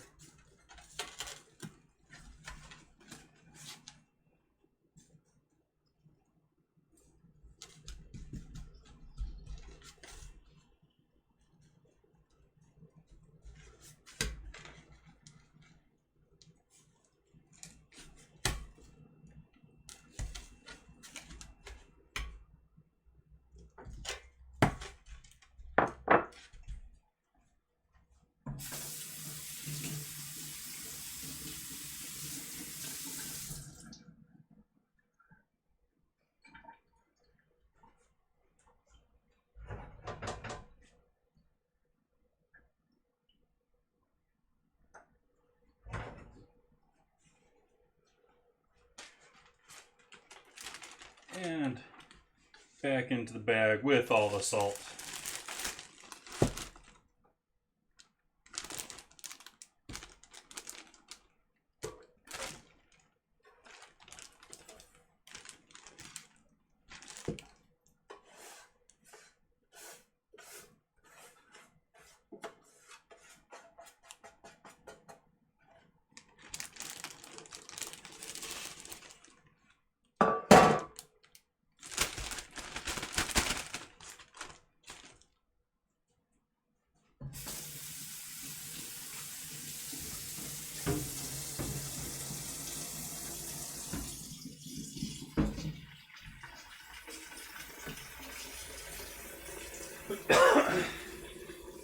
I'm going to fill up a bucket with water here, or a pitcher with water here, so that I can use the water to displace the air in the bag and seal that a little bit tighter. And then this is going to cure in the fridge for the next week here. Make sure and turn it every couple of days, that sort of a deal. Make sure all of it's continuing to get contact with whatever liquid's coming out of it, because that's going to have all the curing salt with it. And then after that's cured, we'll do a cook. We'll cook with that here the week after.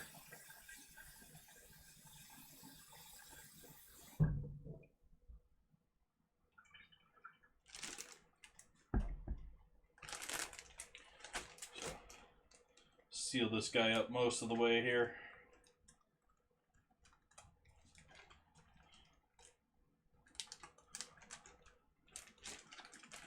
We'll get into the top round and some of the other fun stuff here. Uh-oh. Did I do this too full? Gonna be close.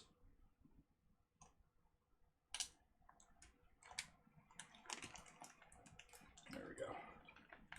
Just like it's vacuum packed.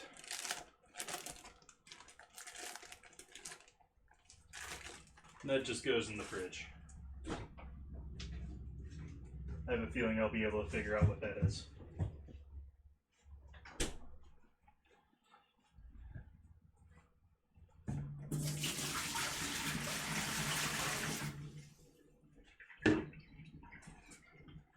Give me a second here while I look up my ratio for brine. Don't know that one off the top of my head.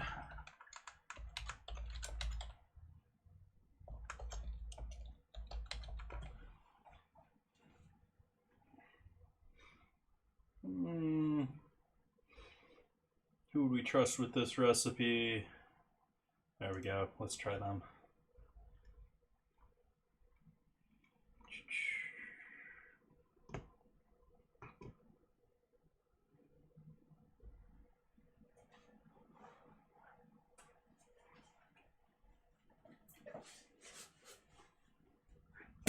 Gonna use this same pan. I'm gonna rinse it out so we get that nitrate salt out, but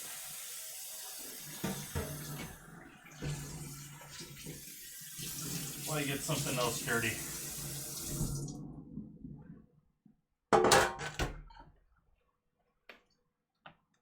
Put our partially frozen top round in here.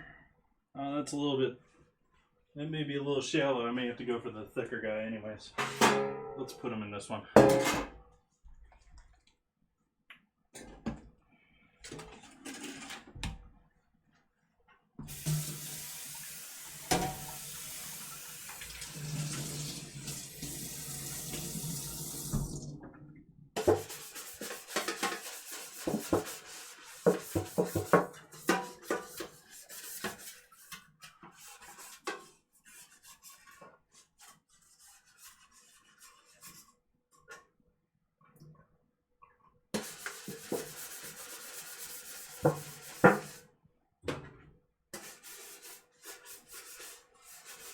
Sorry I can't see chat at the moment if anyone's asking me questions. I'm not paying attention at the moment because I got a different web page open. Sorry about that. I'll be able to check here in a sec.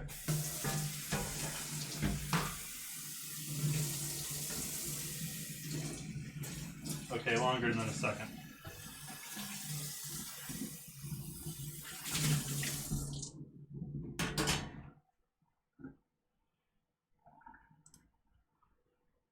Nothing said. Okay. Okay. So we need 4 cups of water or a quart.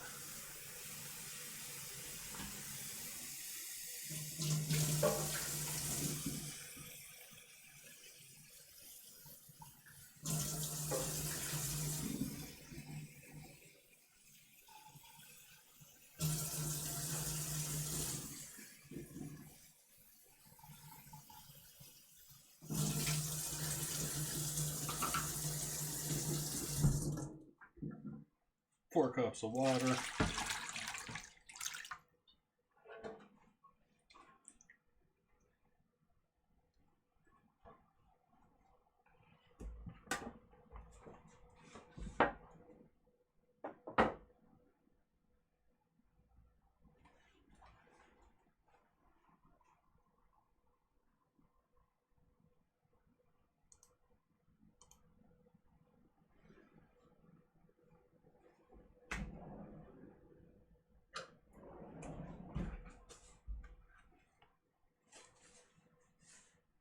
Quarter cup of salt.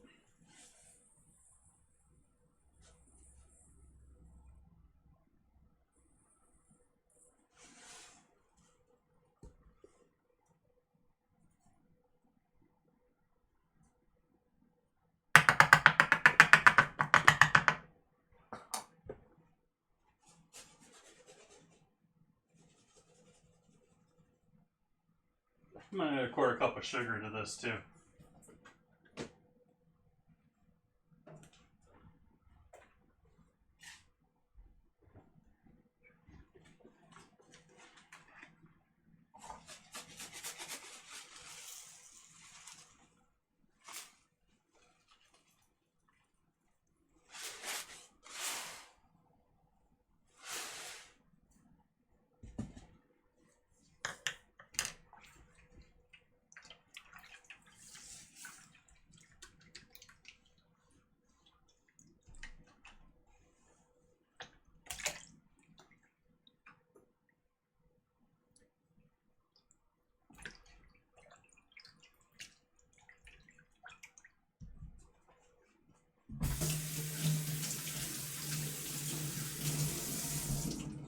And then this is going to sit in that brine for 24 hours is a bit long.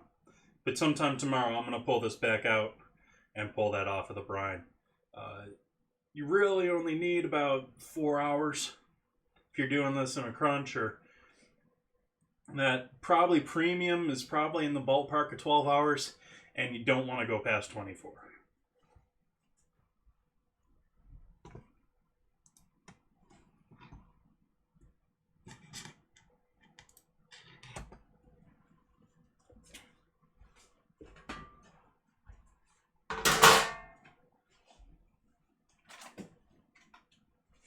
And I'm going to put this in a bag as well.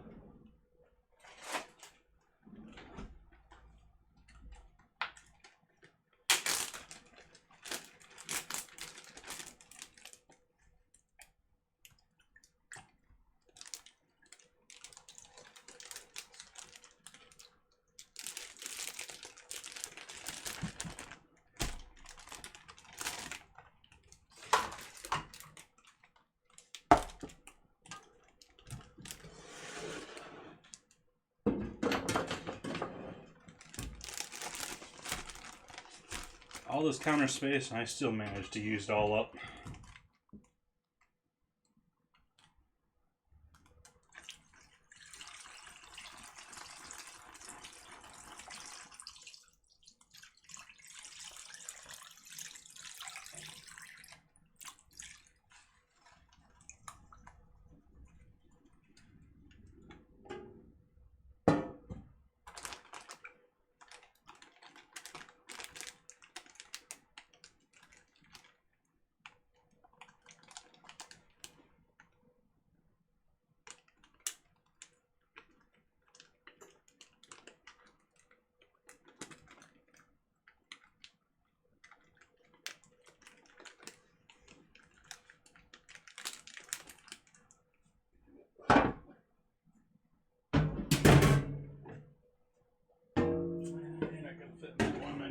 larger. Yeah, we'll just live with it. I'll just squeeze as much air out as possible.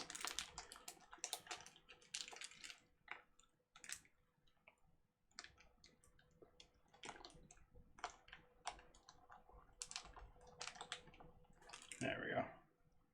So it'll sit like that for at least the evening.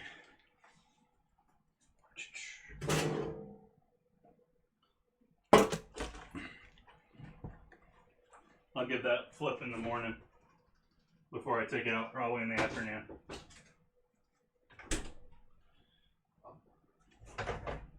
Be starting to.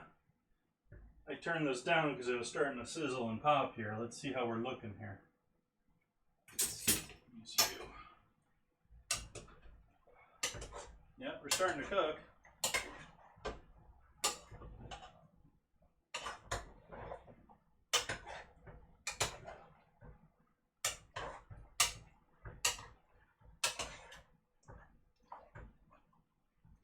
Lovely gray color going on there now, but that's going to, that fat's going to render down. That's all going to be beautiful in a little bit.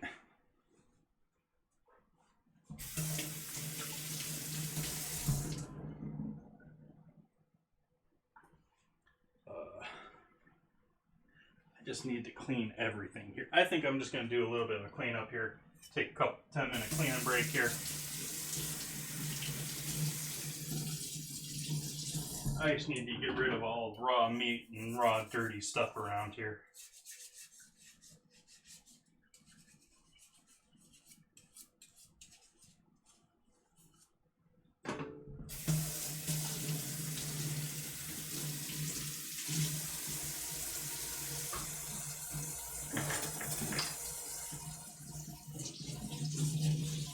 Anyone got any questions out there, feel free to just shoot.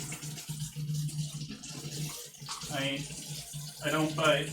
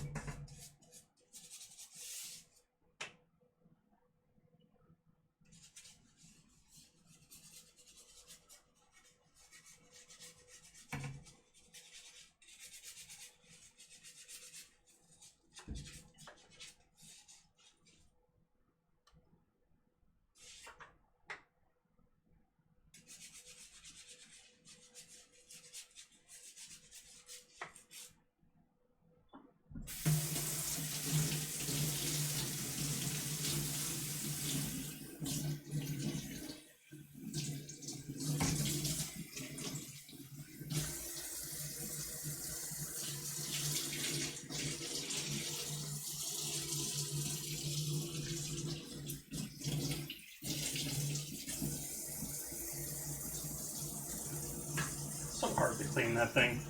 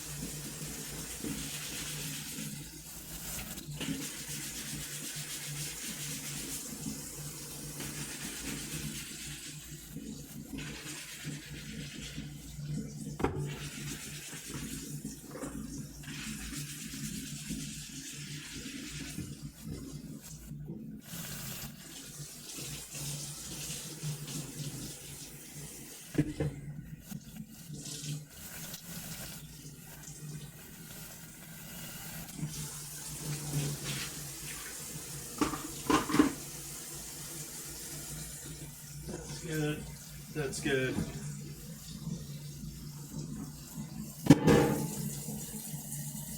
Other ways, you can actually see what I'm doing still. Not that washing dishes is the most interesting thing in the world, but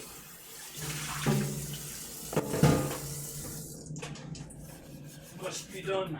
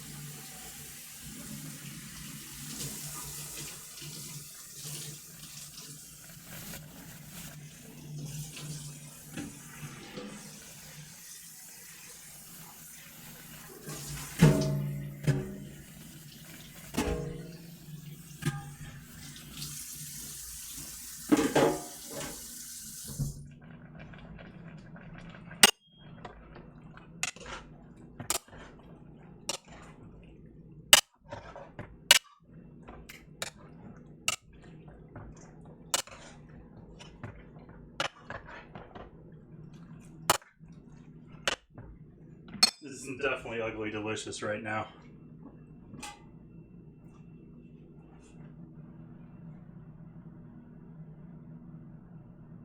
Thanks for stopping by, Kirby. It was quite strange when I started my stream today. I think I was auto-hosting you earlier. And I started my stream, and when I started my stream, it was showing your chat instead of mine.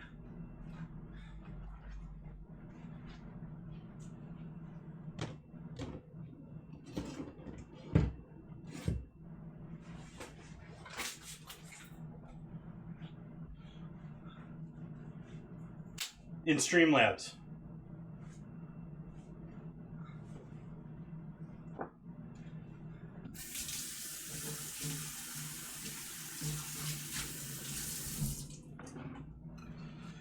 It took me a little while to figure out who it was, too, because I had no clue who it was. I just saw chat moving with people in there. I had to look at the list of chatters to realize, oh, this is Kirby's chat.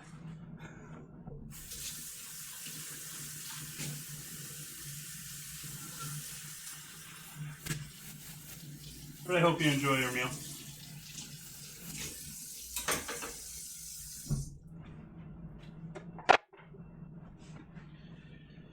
Okay. Gotta save our bones here. Might as well save both of those guys.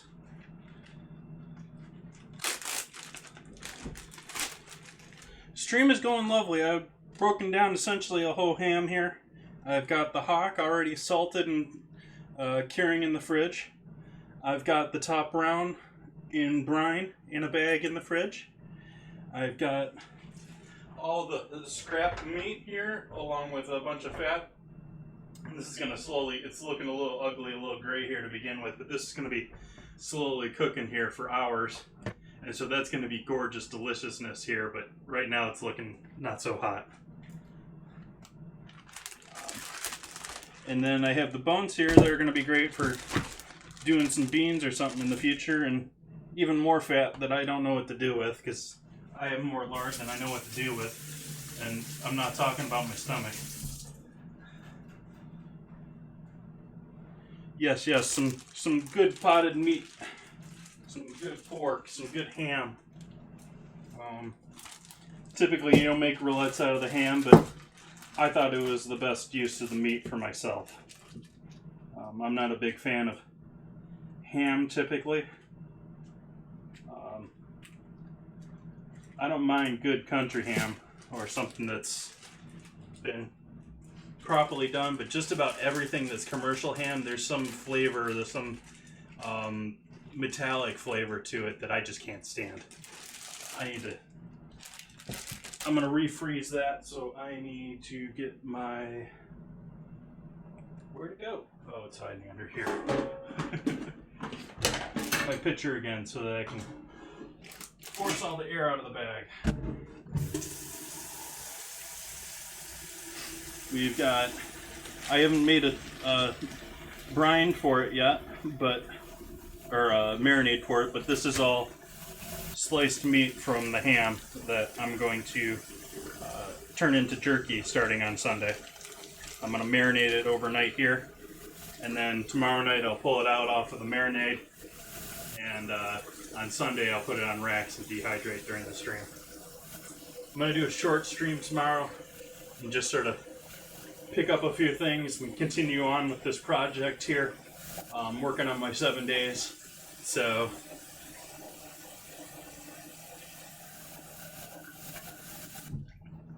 also planning on doing a another screen printing stream on either Monday or Tuesday, and do some t-shirts for me to wear on stream rather than always going with the collared shirt.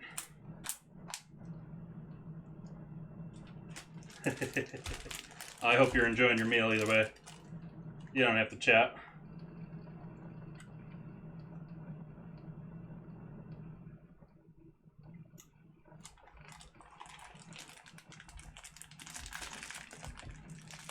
Alright. We'll set that out, let that dry for a minute so I can write a label on it.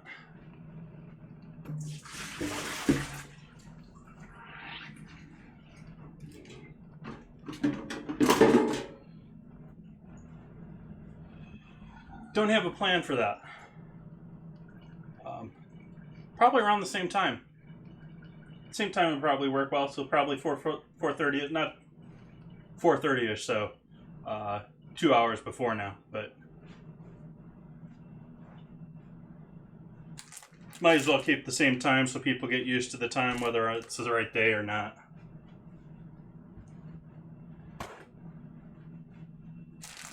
Really need to just wipe this whole counter down, but this will do for right now.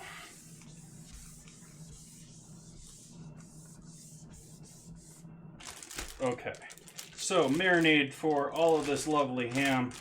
We're definitely going to need some soy sauce. We're definitely going to need a little Worcestershire. Definitely going to need a little honey.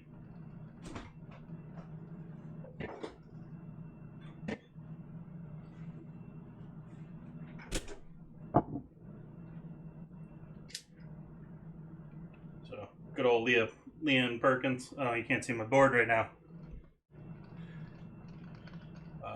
Good old Leon Perkins.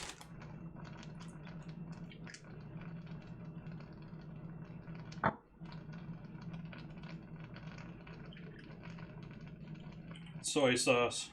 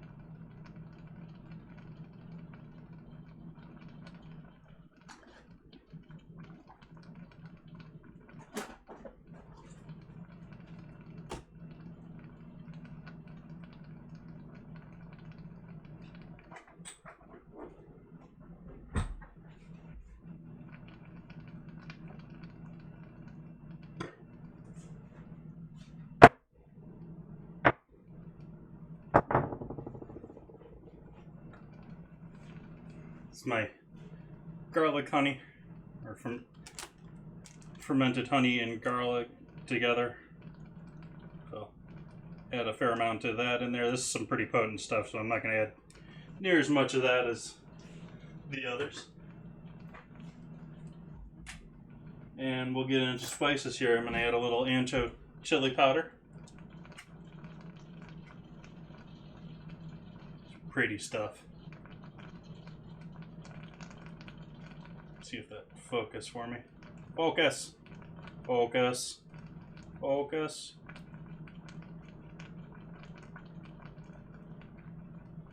There we go. Well, how about we just do that?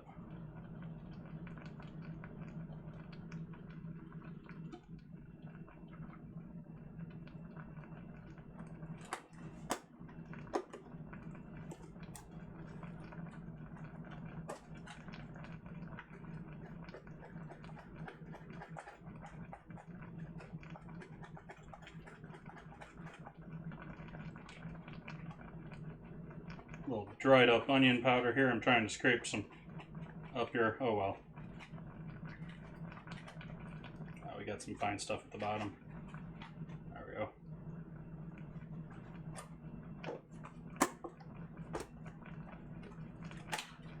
That was onion powder. This is garlic powder.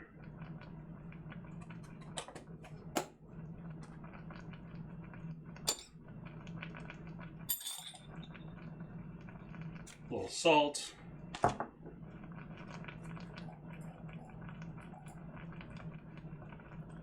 Ajinomoto MSG.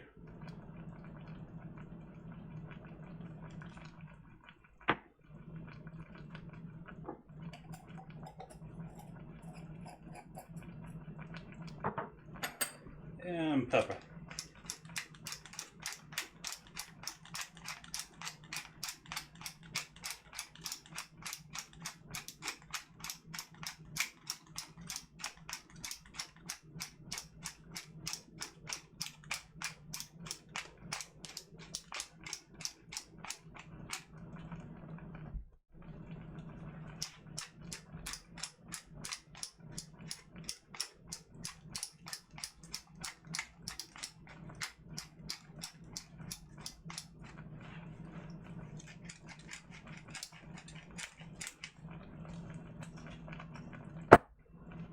Okay.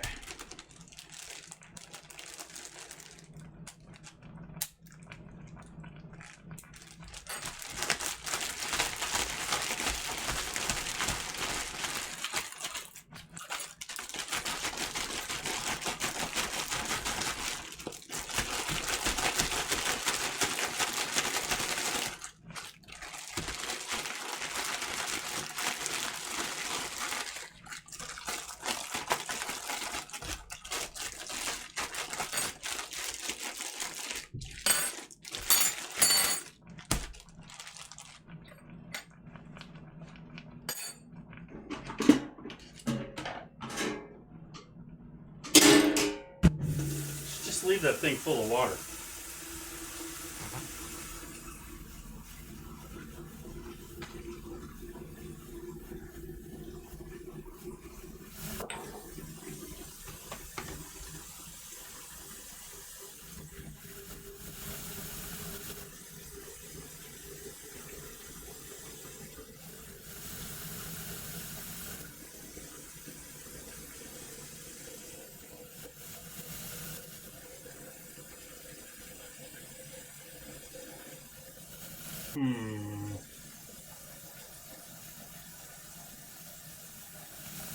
Did I miss a follow?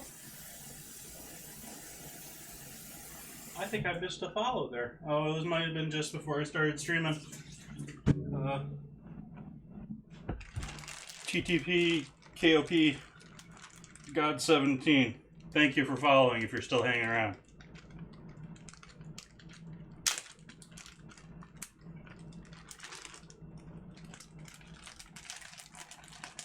And too much water.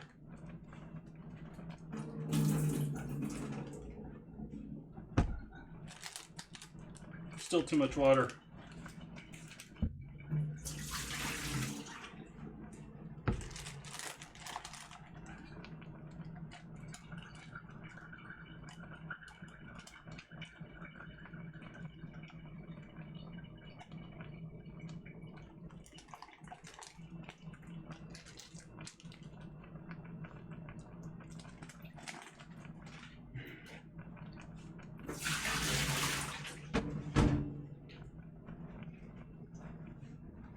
Okay, so we have our jerky now for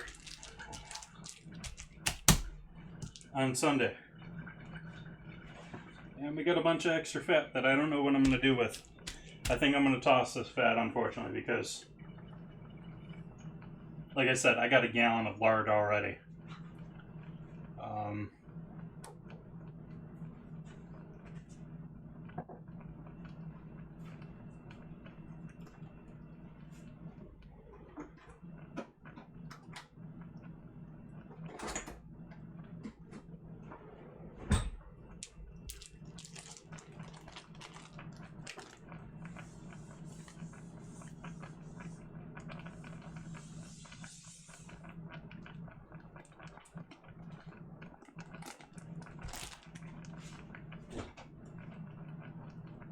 Put that right with the brined pork.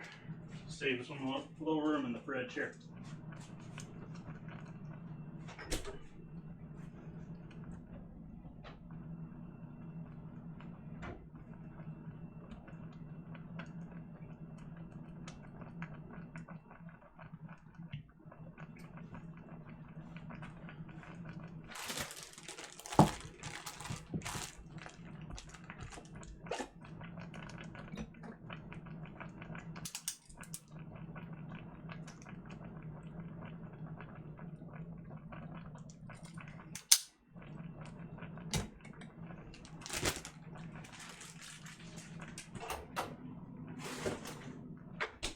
That back in the freezer. Yeah, these guys are gonna. I'm gonna throw these guys in the compost. Have to get rid of the compost here quick. Do check that your compost does handle animal products. Mine does. You don't want to throw. That's the reason for a lot of diseases is people throwing diseased meat in their flower beds. So don't do that to yourself. Don't do that to your garden. But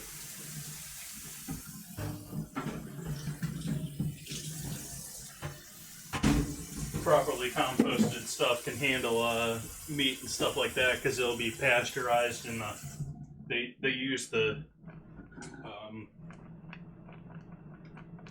breakdown of material and the heat generated from the breakdown of material in giant piles to actually sanitize and pasteurize the compost when they do it commercially. You're not going to build up enough to have that much heat at home.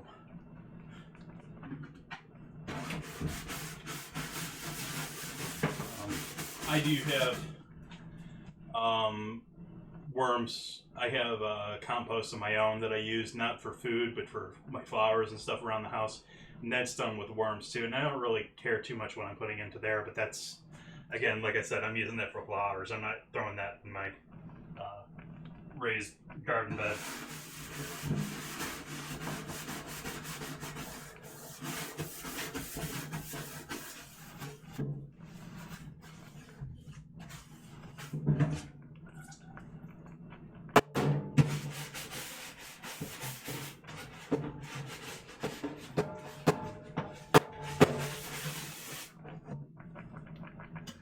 Hey, Pew.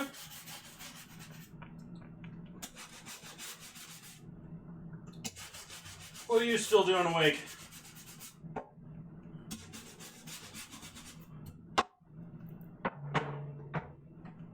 Thank you for the host.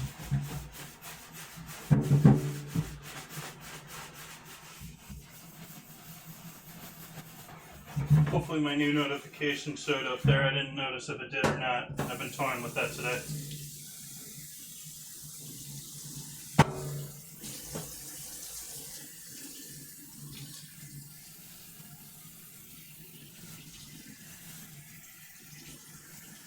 Aww.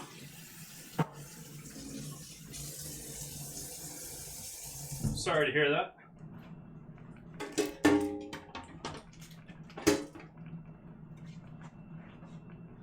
I'm just doing a little bit of cleanup here. I've got pretty much everything set aside here for the evening.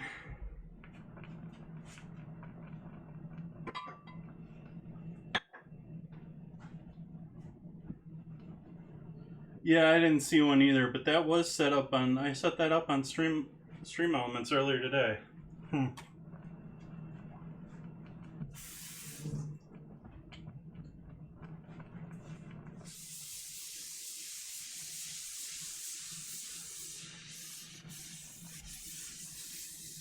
So now I get to wonder about what I'm going to do for food here for myself for dinner here.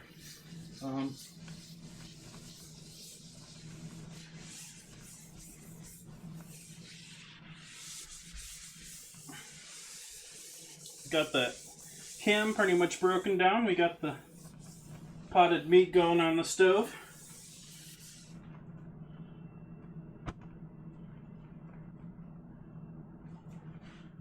Give that a stir so that even looks more gray and more disturbing at the moment. Still waiting on that fat to break down so it starts looking sexy.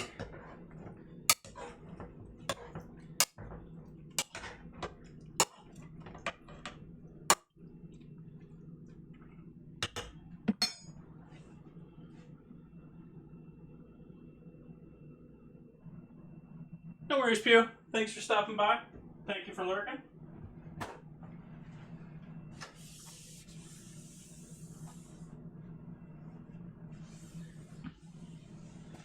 Appreciate anyone and everyone lurking out there.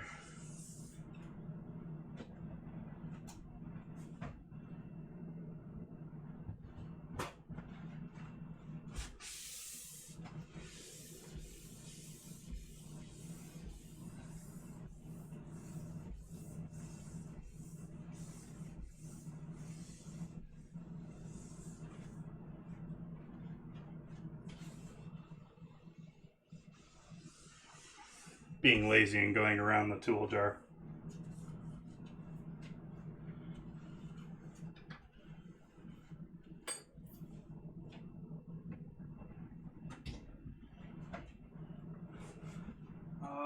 That needs to soak. So I'm working without my...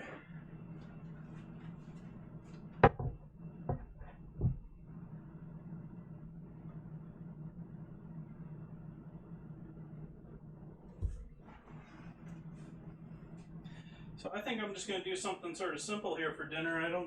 I actually didn't even plan anything, but we still got a little time here. I have a little stock left over from pork. I have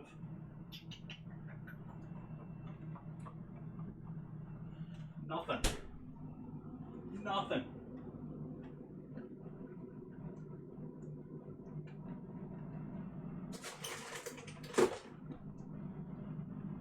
I don't know if I got anything set to do dinner tonight. Good planning.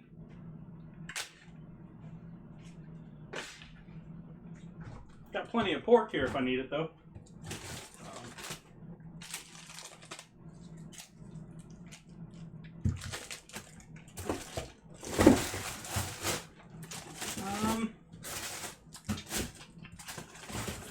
Need you for next week. We can let you defrost.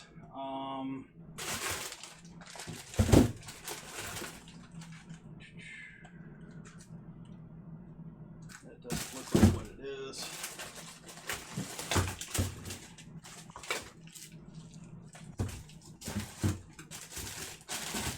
I have a lot of those. That actually might be good for that. For next week here.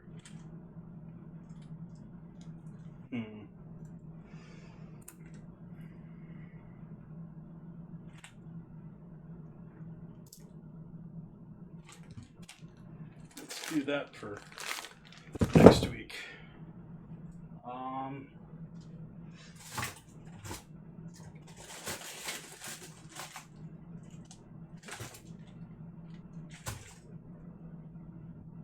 I think I'm going to call it a night. I don't want to really do any of these because they're all too big of projects and I'm not that hungry.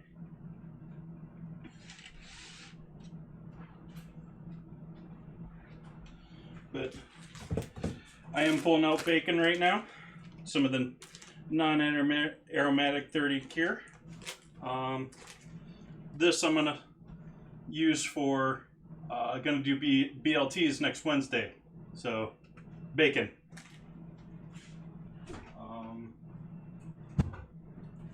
Also next week, going to be probably on Friday. At least I think that's my upcoming plans. Trying to remember, and I have the world's worst memory. Gonna do some braised pork, and this is a nice small little piece that I think I can braise off nicely. So this will probably be tacos next week, midweek.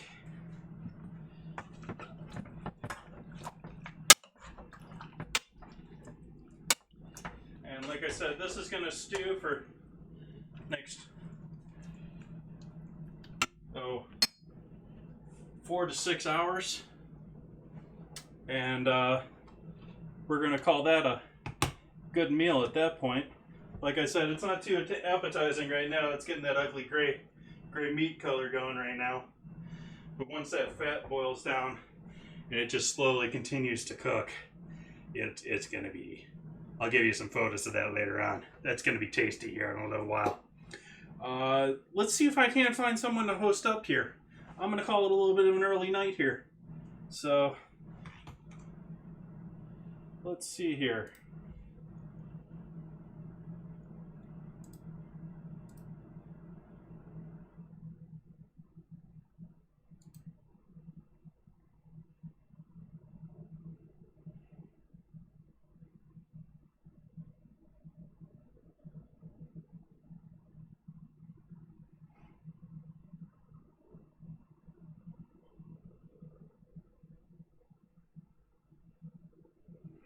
Why don't we go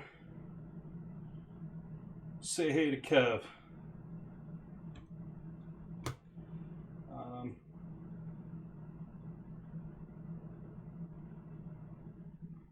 Think we will do that.